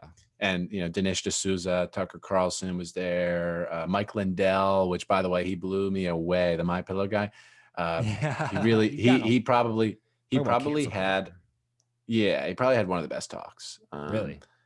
But ironically, probably the most he might he might have been the most unprepared. He was just like speaking from the heart. And he's just a jolly, happy, funny, guy that's full of life. I can't even believe it. Um, just, I'm impressed by his energy. He really shows up. But yeah, that's what it is. I guess I can't really describe it too well. Yeah, I mean, it's you summed it up pretty well. I mean, it's basically, and like you said, these are fearless individuals in terms of not being part of that silent majority, and especially because it's young people. I mean, it's a majority of Yeah. college age students, which, as we talked about earlier, I mean, that takes some courage, especially if you actually do attend one of these big universities, to actually go out and be a Yeah. be a The conservative. That's commendable. these are people who they reject the stay home, remain terrified, question nothing narrative. They also reject and combat at every turn the weapon that is political correctness. Everyone I met uses their voice in some way, whether it's as Mm. simple as not they don't give a shit. They don't hesitate to share something on their story. Uh, they really don't. Everyone I met was not a coward. Yeah. It was quite refreshing and gave me a lot of hope. Yeah, that's awesome, and I'm glad. And I saw some of this. Unfortunately, I didn't get the chance to go this year. Maybe next year, but I saw all of it on social, and it looked like a great event. I think that's a good segue into really one of the last main topics I wanted to touch on here, which is COVID. And really, you've interviewed some people who've had some opinions on that, and I think you said yourself, myself, and really everybody at that event was rejecting this narrative of, like you said, stay home, remain terrified, question nothing, in terms of just listening to what we're told Yeah. and not to think deeper at all about it. And you touched on this in your episode with Tom Woods, but in March, when this whole thing kind of happened and the NBA shut down and the airports shut down, and I remember that because I was in the space. In But March, fine. yeah, I was that A lot of exactly. unknowns. It's in March. We don't know what we're dealing with. We've never seen this before. It's novel. That I get it.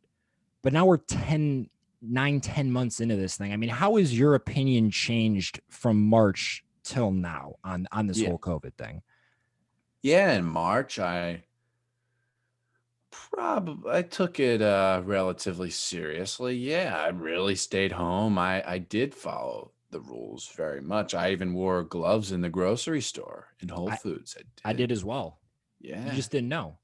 you didn't know.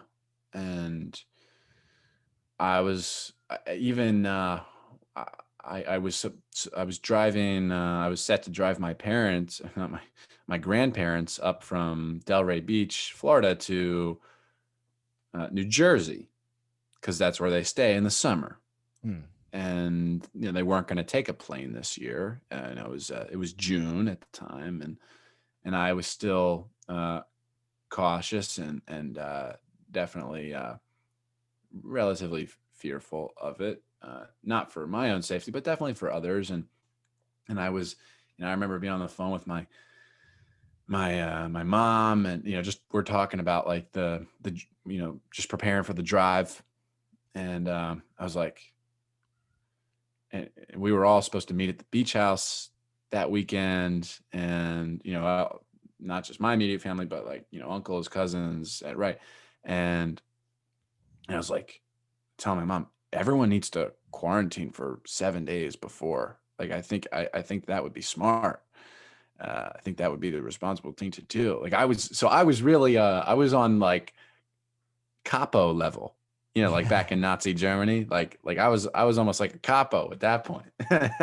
Yeah, which I I think was is I was interesting that you had that perspective. Because yeah. I mean, I'm speaking for myself. You just said, like, I remember wearing full mask. Me and my girlfriend at the time wore gloves into the store, and it was like, hey, like we didn't know. Like we said, we didn't know. But now studies come out. There's data to back up things in terms of masks and lockdowns, and if they really Yeah. do prevent anything. And like I said, you and Tom Woods touched on this again, jordanparis.com/EP223 for that episode.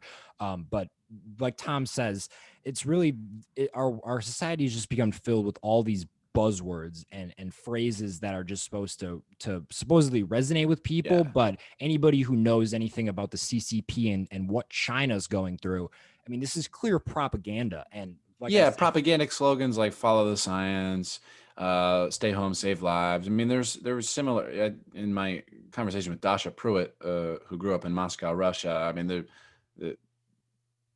this is not a new thing. mm, which I think is important for people to realize, that this isn't the first time like we're seeing things like this. People who've lived in Russia and the former Yugoslavia, and people who are really have a more worldly perspective, quite frankly, than a lot of Americans, are seeing what's happening, and they're scared. And Yeah. just a real quick example of that is how this year, or in the election in 2020, a large majority of the Cuban population swung, especially in the Florida area, swung for Trump, and people were surprised about that. But anybody No who knows, shock. again, the first thing about Cuba and the United States is that Cuba was literally quite the opposite of the United States in terms of communism and capitalism. People who fled that country came to America for the reason that it is America, and the opportunity and the society that we have here. And now the one side is promising it to keep that going, what brought them here in the first place, and the other side wants to make America into basically a bigger version of Cuba. I mean, who do you think that these people are going to vote for? Yeah. It Oh, really is. I was just trying to remember the question. Yeah. So my evolution in the virus. Yeah. Am I What do you thinking there? what do you Yeah. feel now? So, well, yeah, you know what I feel. I mean, I mean, you'll never hear it because the media and the elites, they practice scientific fascism. They shove only some science, the science that is favorable to their conclusions, down your throat, down our throats. But the data is quite clear now. If you go to tomwoods.com/COVID or jordanparis.com/EP223 for the episode, I mean, there's plenty of data that shows it's very clear that lockdowns and mask mandates do not work. They just don't. And for anybody, once I saw that, it was like a breath of fresh air, quite literally. But even before then, I was like skeptical of it. I started to get skeptical of it towards the end of summer. Yeah. When I like my grandparents got like pissed at me for bringing someone into the house because I was taking care of them all summer. I didn't see anybody for months because of them, to protect them. I hadn't hung out with any of my friends for months because of them, to take care of them, to protect them. I gave everything. I was a good little grandson. Yeah. Like I followed I wasn't in Florida all summer. It was supposed to be like a week trip, and I ended up being there for 2.5 months, over 2 months, right? And I obeyed every rule, and God forbid I just hang out with one person for the first time in months, and they weren't having it. And that was really an inflection point for me, where I was like, fuck this. Like this is just making these restrictions are just making me miserable. What, are you going to live our lives in fear, stare at a wall all day? Like you're going to be alive, but what are you going to be? But you're going to be alive and staring at a wall. Like it's not a life worth living. We're just going to go on like this forever. Living, there is inherent risk in all things in living. What am I going to do? Wear a helmet wear a helmet, save lives. Because I mean, yeah, I have no doubt that wearing a helmet while you drive in the car, it'll save lives. But it's just a stupid fucking thing to do. But does that mean we all need to do it? I mean, not necessarily. And you bring up a good point that I want to touch on, just bringing my grandparents into this picture. Unfortunately, my grandma's the only one still alive. But again, like yours, at the beginning, she lives with my aunt and uncle, not seeing anybody. Nobody's allowed in the house. Again, perfectly fine. Had Easter over Zoom. Cool. Like, we don't know. But now, almost with it being Christmas time, I mean, she's almost 90 years old. And these people are, again, towards they're towards the tail end of their lives.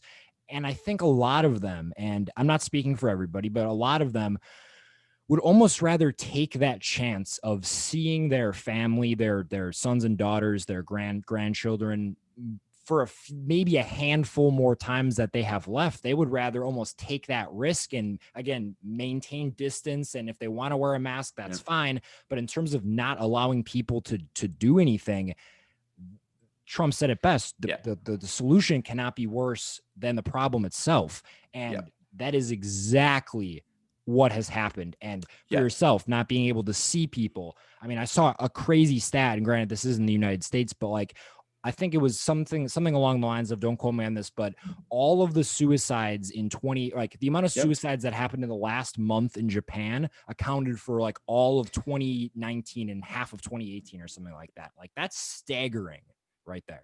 And that's not. People, I mean, you mentioned old people that, your grandmother is like 90, and there's data that shows that a lot of elderly people are just losing the will to live, and that's killing them.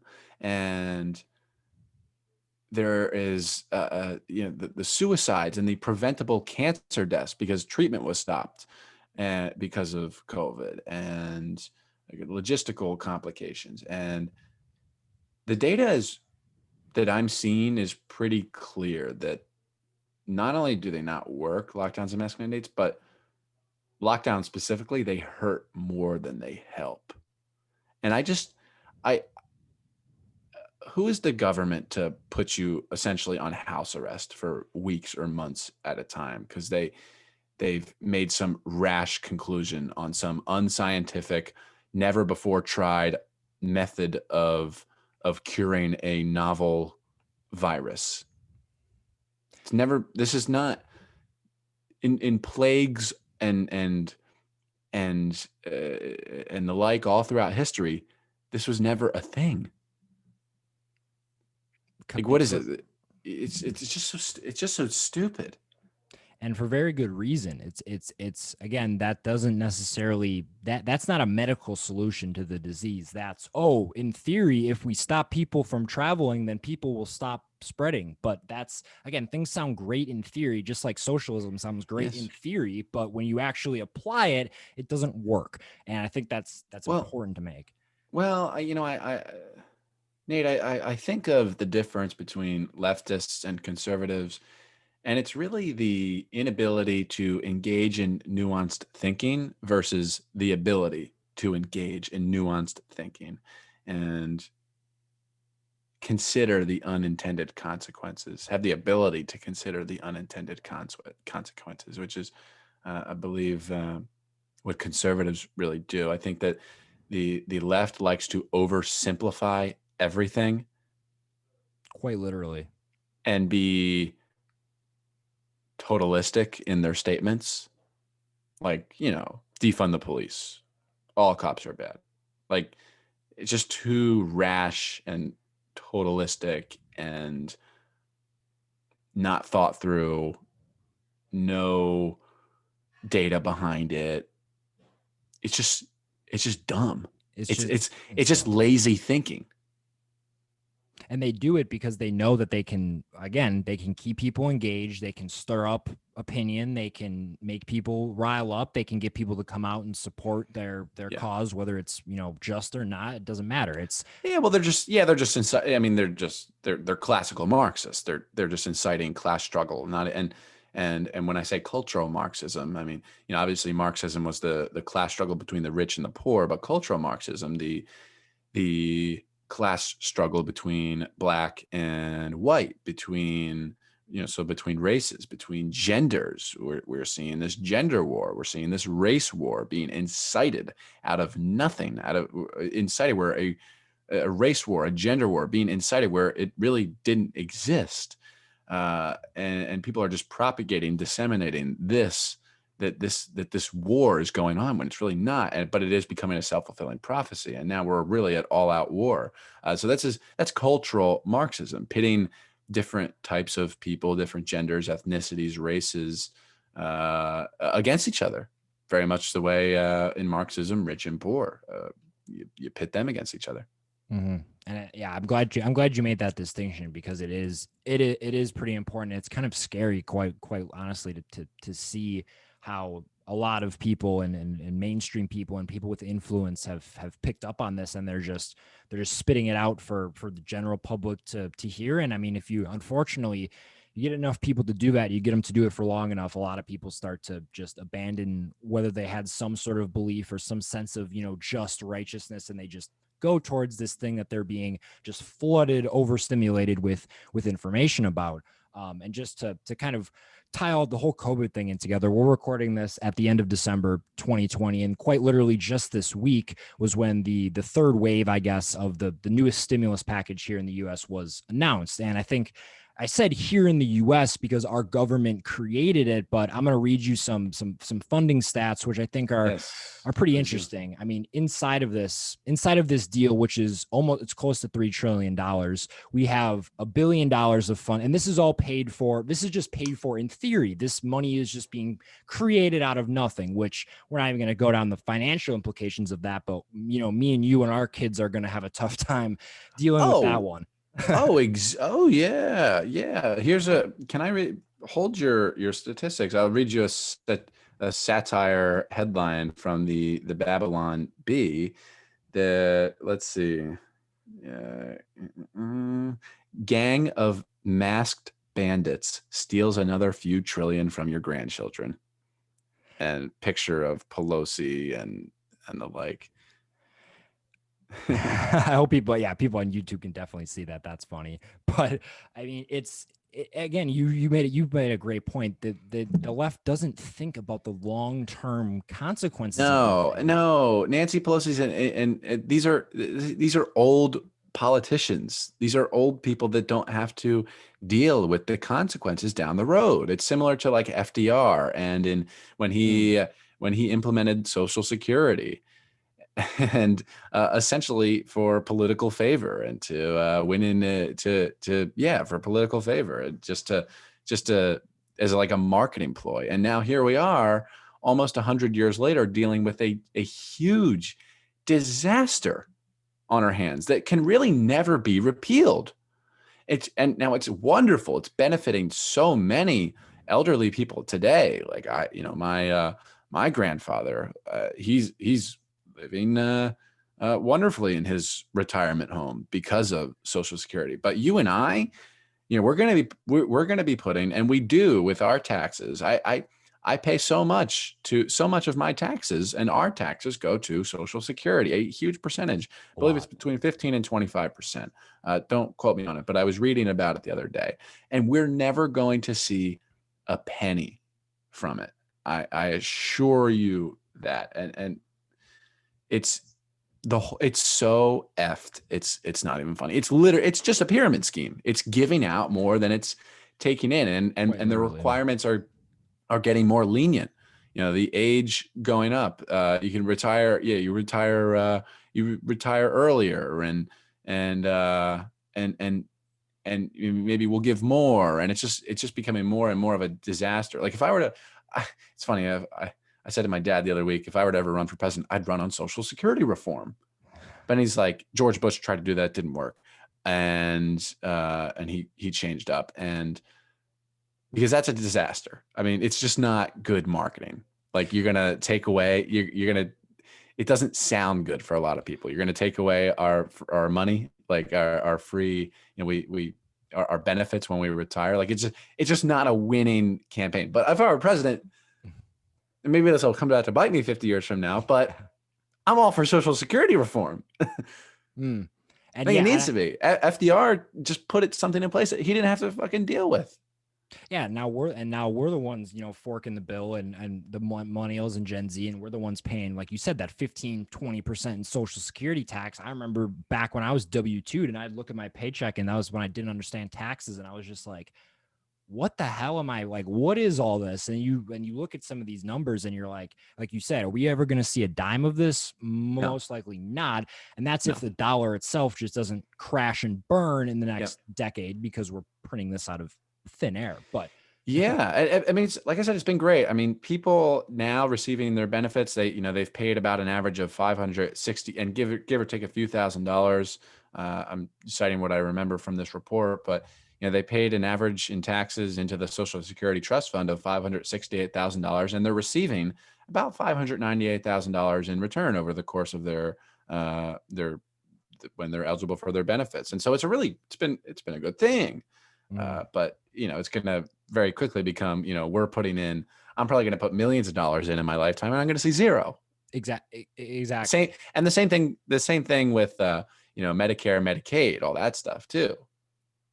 Yeah, and that's a whole nother. But the stimulus statistics. Right. I was gonna say, yeah, because this is basically breaking. I mean, some people probably haven't heard of this, but Trump had a press conference about it yesterday, and I mean, again, this is a stimulus bill meant to support the citizens of the United States, and the big stat being thrown around right now is that each American, if they qualify, so it's a percentage of Americans, are getting $600 per person, which we know is basically nothing. And I think it's interesting to real quick point out that families of people who are legal aliens, are eligible to receive up to $1,800 in stimulus, which is about. It's so dumb. And this is why we're in such a disaster right now. I mean, if you're going to make an argument for socialism, it really only works and if you have a really tight border. You can't give out benefits to anyone and everyone that comes in illegally. You have to have you have to have border security. If you're going to do socialism, that's the only way. Like if you look at the Netherlands or Finland, I forget which, maybe they both do it well, but they have it's really hard to get in there. They don't give their benefits out to everyone. But anyway, so I'm just another disaster I'm commenting on as you read this out. And again, the long-term thinking of these people who are proposing this just isn't there. But the real distinction I wanted to make is the fact that this is stimulus for the U.S. supposedly created out of money that was just printed by the Federal Reserve out of thin air.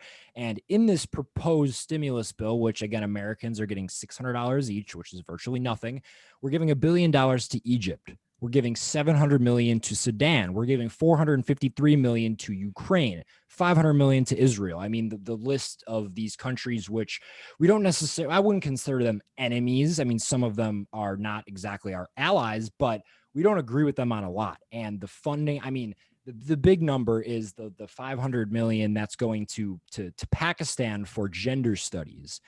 Oh, are you kidding? Yeah, I did. I did hear that, and I didn't. I was like, "Is that a thing?" I didn't read too much into it. That's brutal. That's brutal. It's how much money? I think it's to the tune of 500 million. So so whatever, 500 million or whatever. If it's a little bit less, a little bit more. 500 million to How to Hate Biology 101. I mean, this is educate. What are we educating people on? How? Oh, it's just so dumb. Biology, how to fail biology class. But again, we will not even dive into that. We're gonna have to have another episode because we got a bunch of other topics we could dive into. But I think it's just this just got proposed by the Senate. It was passed by the House earlier this week. Trump got it. Trump vetoed it for very good reason, which we just brought up. But Trump wants to give everybody $2,000 in stimulus money, the average American. And it's just funny seeing people on the left get mad about the stimulus that was proposed because it's nothing, but then they realize the dude who they hate and the people they voted for are the ones proposing this, and the guy that they hate is the one trying to give them more money, which I think is just kind of ironic considering most of these people don't work anyways. Any thoughts on that? And really just not a fan of any of it, dude. $600, $2,000, not a fan. I mean, where is this money coming from? Just going to add to an exploding total debt in our money owed in our country. Like it's an absolute unmitigated disaster, and it cannot continue at this rate forever. Like something has to give at some point. It could really result in a significant, unprecedented financial disaster. Read what is the book? Oh, Plunder and Deceit by Mark Levin. You'll know exactly what I'm talking about. He covers this, the debt, in I believe chapter 2, and it's pretty scary. Yeah, I'm just not like I'm not a fan of it. Just open up. Just stop with the unscientific, never before tried, inhumane, authoritarian, communistic lockdowns. Maybe if we That's just that's let just what it is. maybe if we let these small businesses, operate and try to make a living for themselves and Instead all of of their instead of employees. just instead of just the big box stores, instead Right, of just because the keep big in mind, corporations, letting them, yeah, I can go into a Home Depot and there's like 400 people in there, some wearing masks, some not, and that's again perfectly fine. But the tiny coffee shop on the end of my road, I have to wait outside for 5 minutes because they only allow dumb. 2 people inside. I mean, it makes no sense, and it's pick and choose. And like you said, there's the big box retailers, the rich are getting richer and the poor are getting poorer. And usually that statements I'm kind of just like, that's dumb because it's up to people and they're it's a loaded statement, but in this context, it's very much true because the people who are fighting for years and putting their whole life on the line in terms of throwing everything into their business to these brick and mortar locations in terms of like coffee shops and restaurants and things like that, these people are just done. And I just think the stat is between June and September, I want to say it was like 160,000 small businesses closed that will never reopen. I mean, that's 160,000 entrepreneurs who you just killed. Not Yeah. only that, but Now, keep in mind all their employees. These are yeah, hundreds of millions of people. to play devil's advocate, I would be really curious to see how many businesses would have closed if how many businesses close in the same time frame, minus a pandemic, right? And like, what is the net gain or loss? I'm sure it's still pretty terrible, Yeah. what's going on. I mean, and it's obvious that hundreds of thousands of restaurants are just needlessly, unfortunately, closing because of these arbitrary restrictions. And yeah, but yeah, those are I guess those are my thoughts on stimulus, and yeah, it's just and yeah, we're commenting on the stupidity of the lockdowns. It's just, I think it just goes back to that. I'm not a fan of adding trillions more to the debt. Not a fan. And I definitely want you just to, because we were talking about this before we started recording, but this book for people on YouTube behind me, it's called COVID-19, The Great Reset. And it was written by Klaus Schwab, who is the chairman of the World Economic Forum, who is proposing what's known as the Great Reset. And in the, But I just, it's a conspiracy theory, Nate. it's a conspiracy theory because the information that you find online absolutely makes zero fucking sense. I mean, I spent hours and hours trying to figure out for my episode I just released earlier this week on the Great Reset, trying to figure out what it was. And I mean, I'm just dove into this book, which in the first sentence or in the first chapter rather is saying how lockdowns are a good thing, which again blows my mind. But there's no information about it, and it's pretty easy for something to be labeled as a conspiracy when there's basically no like nothing in terms of what they're actually proposing. I mean, the two videos that you can find online of the Great Reset is basically just showing the worst of the world in terms of forest fires, tornadoes, like just all this natural devastation. And you're just like, what am I watching here? Like, what does this have anything to do with like these proposed policies? But the reason I want to touch on this is because we're seeing a lot of radical things being proposed or potentially being proposed in the near future. And 2021 is really going to be interesting in terms of one, where COVID goes, but two, across the world. I mean, obviously our world has changed. Business will forever be changed in terms of doing things over Zoom and things like that. We're not denying that kind of change, but some of these things, which are quite literally just taking away the rights of people, is change that, people like me and you are not in favor of. And I just ran a poll on my Instagram a few weeks back about the vaccines, and Trump, we both voted for Trump. We can openly say that, but there's some things I don't agree with him on. And I'm also open about that. And one of those things has not only just been the concept of this COVID vaccine, but how quickly it was rushed. And they call it Operation Warp Speed. Mm-hmm. And I'm just really not a fan of it for a lot of Yeah. different reasons, but really just how quickly they're looking to get this to market. And I've been critical of Trump the entire way about it. And now we're seeing Yeah. Wow. Yeah. the first waves of this come into the healthcare workers, not only Yeah. overseas, but also in the United States. I'm curious. I didn't see you vote in my poll, but I'll give you Yeah. some slack. What's your opinion on that? I probably, I mean, I see your stories, but I probably abstained just because I didn't know where I stood, depending on when you posted that. But perhaps you were the person that messaged me about this issue a few weeks back. I believe someone messaged me about my I think I thoughts on this. was. Yeah, I don't know what I said. I mean, my thinking definitely evolves, especially with the speed at which things are happening nowadays and right now with this situation. But yes, okay. So I've heard doctors that say, you know, that aren't in the public light at all, but just my salesperson within my company, he was telling me, how this doctor that he was speaking with, he's like, I read the studies, and I've never seen a vaccine that looked this good. So you hear stuff like that, you hear bad things. I can't think of a ton, but yeah, regardless, I mean, it was really rushed. But what is her name? Dr. Gold. Oh yes, Dr. Simone Gold. I saw her at the event this weekend on a panel with her and another doctor, and a panel discussion. And bottom line, what she said, for our age, Nate, you and I'm 23. I mean, you're maybe a couple of years younger, maybe 21, right? 20. 20. Yeah. Oh, Yes. wow. Jeez. That's wow. I really thought of you as a little bit older, maybe like I 21, wanted to 22, hear yeah. how, well, you said 21. I'll give you, you're Yeah. close, but I wanted to hear how old people think I am. It's always fun. Yeah. But bottom line, for everybody under 50,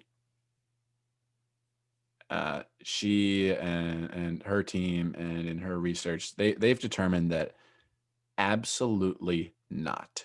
Do not, considering the infection and survival rates, and absolutely not. Do not take this vaccine. And even it really only starts to make sense when you get into the 95% survival rate of people like 75 plus. And even then, she doesn't exactly recommend it. And I feel like one of the reasons she doesn't recommend it is because, I mean, Fauci, who everybody just points to as this god on earth, apparently, he's even said himself, False prophet. Very, very true. Yes, quite literally. But he's The said Bible on warns of false prophets many times, you all bring throughout. It's true. And we're living in a world where there's many people that we can point to who are that. But Fauci himself, again, who everybody says, follow the science, believe the doctors. Fauci has said that this vaccine does not prevent the spread of the disease. Yeah. And that might be one of the reasons why these doctors are citing the way that they do, because not only is it rushed, and is it the first mRNA vaccine to ever be approved on humans ever, but for that exact reason, it doesn't even stop the spread of what we're trying to stop. And to your point of kids, especially, it's like, not only is our rate of contracting this very low. I mean, I don't know about you, but I have yet to even have COVID. No, or absolutely not. Nothing. But the survival rate is 99.997. Right. So this is, it's an irrational fear, completely irrational, that a lot of people have. So this is a funny little political cartoon that I'll read off. It's a doctor giving someone a shot, the vaccine. Yeah. So now I'm immune, right? No, you can still get it. But do I still have to wear a mask? Yes. Is the manufacturer liable if I'm harmed? No. So why did I do this? No idea. I'm just following orders, says the doctor. It's funny. And a lot of sheeple. We're seeing who the sheeple are in 2020. That's what we've seen. Who the sheeple are, and who are the critical thinkers. And it really just comes down to that, because when you look just even a little, and this is kind of what I want to make the real point of this episode. I'll let yourself kind of go in on like 90-second things if you want to hammer home some points, but really we're coming up on 2 hours here. And I think that it's really important to make the distinction that if we just look a little bit deeper beyond the headlines and beyond what we see on CNN and beyond what we see on Twitter, I mean, this is really where people get their news from, which is scary. But if we just do a little bit of research into what these things actually are, and the true science from both sides, Yes. behind them, we'll be very surprised what you think, because I had a lot of hate come my way from that vaccine story. And I people are messaging me and they're in college and they're like, oh, well, have you looked at this, that, and the other thing? And they send me these CNN articles and I'm just like, Oh, you shut you can you up. can send me whatever you want, but I personally I've done a lot of research on vaccines, and especially for I'm questionable of them across the Yeah. board, but especially for something where, one, I have yet to get, two, it doesn't prevent me from even getting the disease. And like you said in that cartoon, they're still saying that after we all get this vaccine, we're still going to have to wear the masks. So Yeah. what am I getting it for? For Yeah. what? Like it makes no Yeah. sense. Yeah. Dude, I want to comment. I'll comment on the source, the sources, like, some sending CNN articles, and just general, just, yeah, like points that I want to hammer home here. Yeah. Go ahead. Be aware of headline propaganda. It's real. Stop sharing articles because the headline without reading the actual article. Beware of headline propaganda. And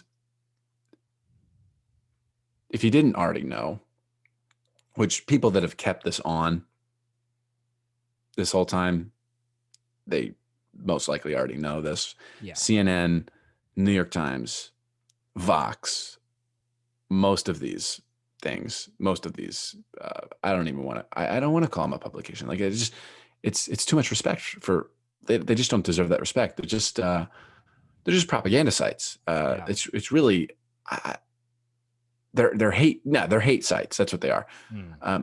The CNN, New York Times, Vox, all these hate sites. They are not sources in any way. It's so funny. Like, just the epitome of this is, I posted a story like, do you think Trump is racist? And then the next one was, okay, why? And somebody sent me a New York Times opinion article, and I say, you fucking idiot. Oh my God. Did they even look past the headline? Like, It was like New York Times, nytimes.com/opinion/Trump hyphen racist. Like it's just so stupid. Oh my God. So yeah, and there's like someone the other day that disagrees with me on everything. I've never seen a bigger Marxist in my life, a functioning Marxist in America. I couldn't even. This guy is weird. But he's sending me this email with all these sources from Vox, from CNN, New York Times. Like, I'm just like, you're stupid. You're living in a false, like, You're you're living in a brainwashed. false reality. Well, it's, I hate to use that word because, leftists say conservatives are brainwashed. Conservatives say leftists are brainwashed. Everyone True. thinks, It's we like a all think each other buzzword. are brainwashed. And, so, and obviously, we as conservatives, say like, oh, they're the ones that are really brainwashed, and leftists, they say conservatives are the ones that are really brainwashed. I'm not. Yeah. So we have this self-serving bias that we have to be aware of here. Fair enough. Uh, Good point. yeah, yeah. So, but yeah, those are just some things that I would say, that those are not sources, and be aware of headline propaganda. Yeah, and I think especially because to kind of bring this whole conversation full circle, it's we talked about in the beginning, the social platforms and people's attention and getting people on there. They know that a majority of our population just looks at the headline and will send that off to five people who they disagree with and go, see, look, I told you, look at this Yeah, article. And they know that, and that's how they get it shared around. And then that person sends it to somebody else, and they know exactly what they're doing. And really, I think you'd agree with this. It's really up to us as the population and the end consumers of this to really make that switch and deplatform ultimately these media organizations that have just been around for so long, and they're spreading this one-sided shun. story, which Yeah, I shun think them. Shun them. Shun the New York Times. Shun CNN. Shun these mainstream media outlets. Shun Facebook. Don't use it. I really should get off. I'm really considering getting off there. These are why shun them. They are the enemy. They're the enemy. They're they're stealing from you. They're stealing your data. They know too much about you. Especially, speaking of Facebook, just a crime against humanity. Facebook is, and they're influencing the world in a really terrible way, influencing elections, and really unethical ways, and Zuckerbucks, that effer, just a maniacal, devious, Mm. evil person. I truly think just the scum of the earth, that guy. And yeah, just and the hate websites, CNN. Trump is so prophetic. He sees things that he'll say things that in the moment I'm like, that's a stretch. But then I'll be like months later, oh, whoa, he was right. And Yeah, something that he said a while ago was the media is the enemy of the people. it's a big one. Couldn't be more true.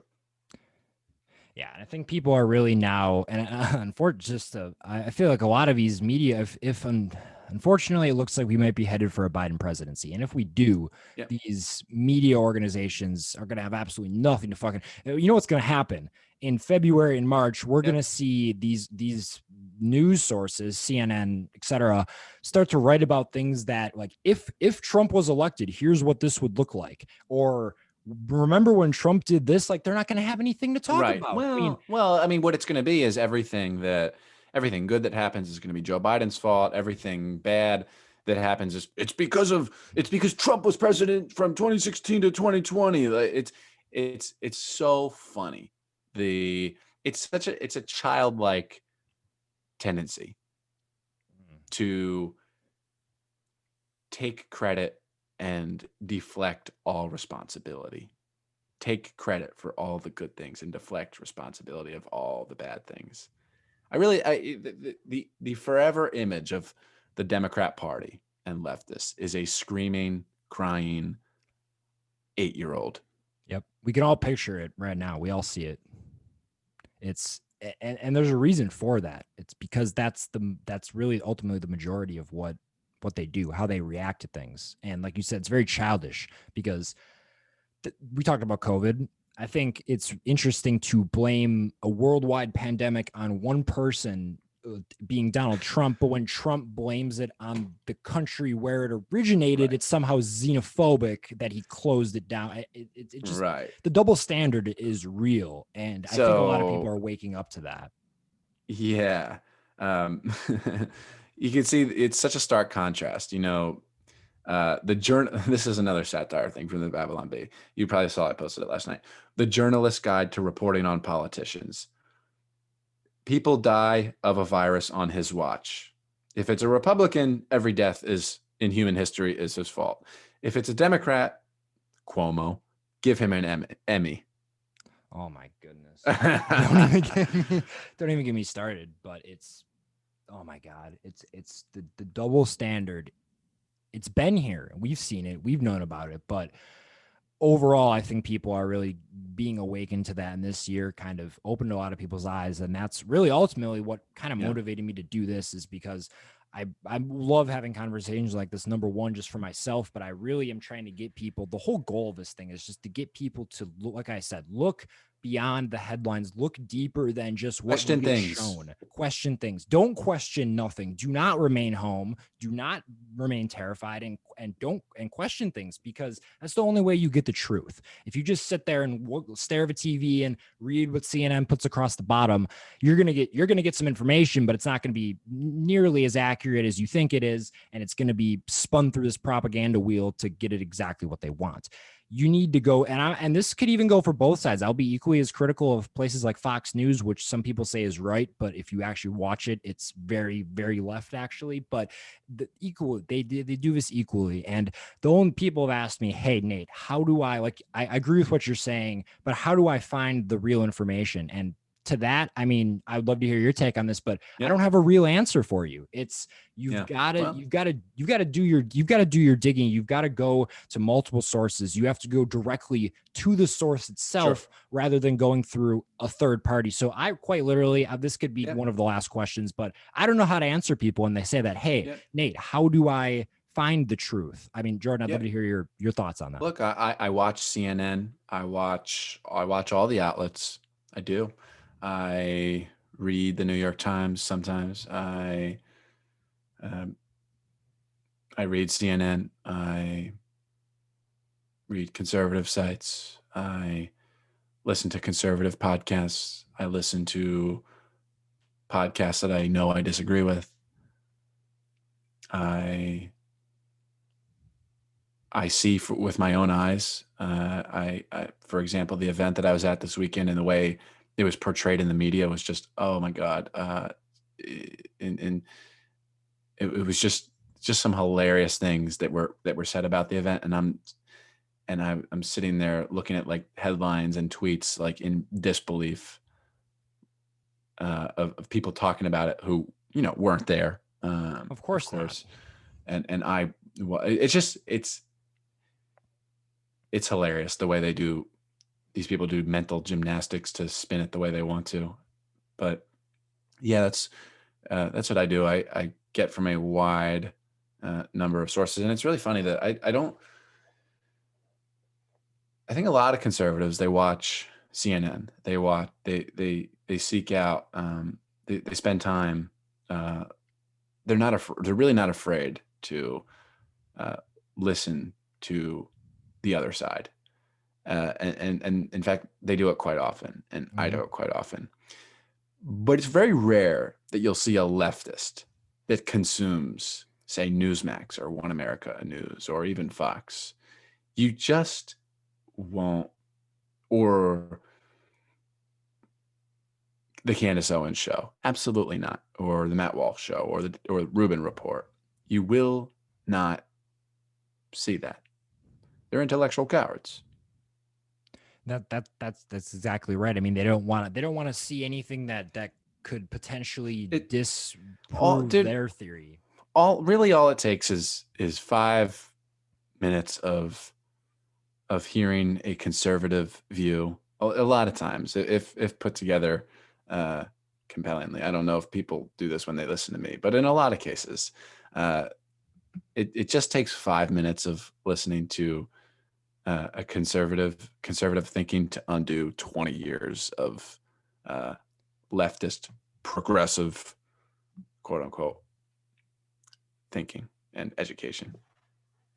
Yeah, and that's why I've really tried to. I think that's great advice because again, I've talked about this with other people, but that's something else I try and personally have. In 2020, I've tried to do this a lot better myself. I mean, I'm guilty of really before again, just kind of being in that echo chamber of, oh, you read the things you want to read, you see the things you want to see that reinforce your opinion because you want to feel good. But the way to really Yep. figure out one, how much you actually know, and two, to just get more educated on any subject, COVID, anything, is to look at the opposite opinion. Yep. And you don't have to agree with it, but you find out relatively quickly whether I didn't know as much as I thought I did. I mean, that's why I'm reading this COVID book right here. Like I Yes. have my thoughts on what the Great Reset is, and I have my biases, but I don't know if it's Yep. true.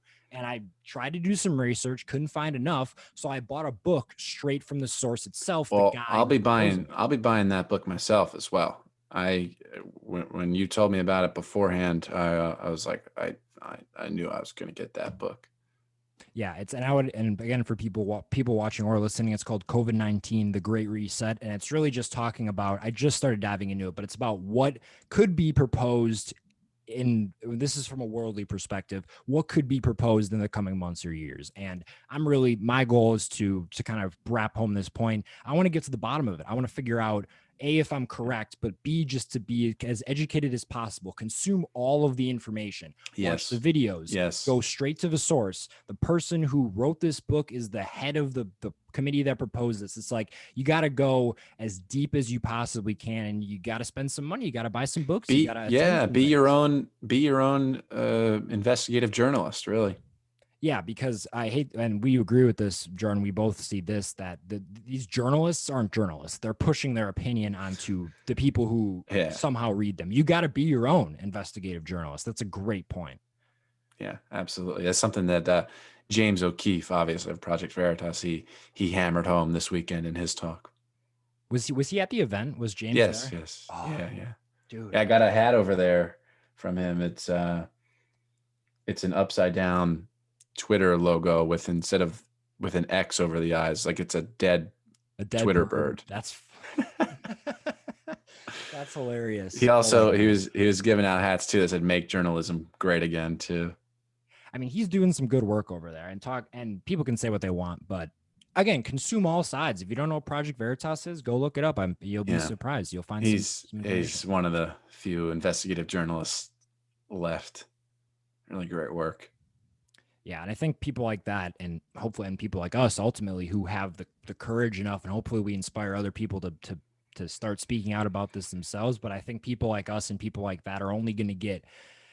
I don't want to use the word influence because that's a kind of a dirty word, but going to get more and more accepted in terms of what we're saying, and more and more people are going to realize that we're speaking from a place of knowledge and research and ultimately truth. Like are we're saying the things and we believe what we believe because we've done the work, we've done the research to kind of form these opinions. As to your point in the beginning of the leftists are very, it's just Yeah, almost what they see is what they see is what they say, and they don't even think twice about it. It's yeah. They're just these are Nate. I'll wrap with this that these are pop culture enthused,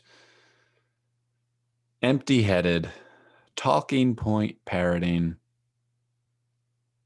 really naive people that they're just parroting talking points a lot of the time. There are there are a few people that impress me that really do that really do this level of I guess, to use a buzzword, research, so to say. mm, But you know what? I read. Here's a book, Quotations from Mao Zedong.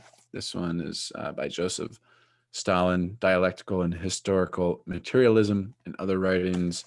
And also, I'm almost done reading the Communist Manifesto right now, is over there. And The Doctrine of Fascism. Oh, yeah, here it is. Short little thing. I did that over a month ago. Um, getting it straight from the horse's mouth. now Kind of what you were saying. yeah, one of the last questions, because I love that you just brought that up, because I mean, myself, I've recently, and this is partially because I listen to Lex Friedman. I don't know if you know who that is, or our Somebody listeners know. told me. Oh, you told me I think it about was me. I was him. like, yeah, dude, anybody who doesn't listen to Lex, if you like Joe Rogan, you'll like Lex. But he was saying how he recently has become fascinated with Hitler. And some people hear that and Yeah, they're like, yeah. what the fuck are you talking about? But again, deep, it's not, oh, this guy's fascinated with Hitler. It's no, he's fascinated with how Hitler thinks Yep. and how he got millions and millions and millions of people to Yep. not only side with him and become sheep, but to also hate an entire Absolutely. nationality of people. I mean, these are Absolutely. some, talk about persuasion skills. I mean, this is somebody to take something from it. I'm really interested. Why are you reading those books? Is it because you agree with what they're saying? Absolutely not. You know, I gotta read. I'm trying to read as many people with whom I disagree with as possible. If I'm going to be talking about these things, if I'm going to be talking about Marxism, if I'm going to be talking about socialism, if I'm going to be talking about fascism, if I'm going to be talking about communism, I might as well know all about it, and I might as well read these monumental works in these subjects, these cornerstone pieces of work in these subjects, these topics. I'm not just another person parroting talking points on my podcast. Like, I actually get straight to the source, and I'd say I have a deep understanding of a lot of these things, and I'm only just in the beginning too. Like, I've Right. this is a very new thing for me. I've really only ramped this up the past couple of months. I've really only been on this path for, I guess, since July, like I said. And I think in 10, 20 years, I'm I'm going to be wicked smart on these subjects, on politics, on communism, on socialism, and very much the way my dad is now. Like, I can't even, I would put any leftist, any Democrat politician up to debate him, and I'm confident nobody can win. He's like a male Candace Owens, but it's a shame that he doesn't have a podcast or anything. Like he's totally private, you know. Oh yeah. He's wicked smart. It's funny because none of those Democrat politicians or anybody would actually take that debate because they're scared. I mean, they won't even take debates with Candace Owens herself. I mean, they won't do that. But last question. We're coming up on 2.5 hours, Jordan. I think a lot of people are going to get some pretty good insight into just what they should really do going forward in terms of how they consume information, especially. But I mean, this is the Conscious Rebellion, and people who listen to this are, like I said, they're looking to figure out the truth about a lot of things. And I guess if you could leave the listeners with some sort of actionable advice, and I think you just kind of had one, but what would the actionable advice be that you could give to people our age, especially in terms of how they consume information, I guess things they can do to weed out the bullshit, for lack of a better term? Yeah, I mean, just wrap up everything I said probably the past 15, 20 minutes about it. Just be a learning machine, and don't just put on your bookshelf.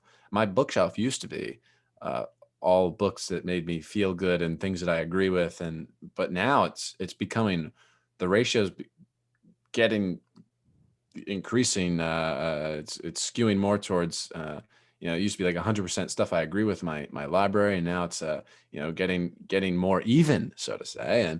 And I don't have I'm not gonna, just because I have a book on atheism or fascism on my bookshelf, or a book from Hitler or Mao on my bookshelf, doesn't mean I agree with it. I think a mark of I think true science is understanding deeply both sides.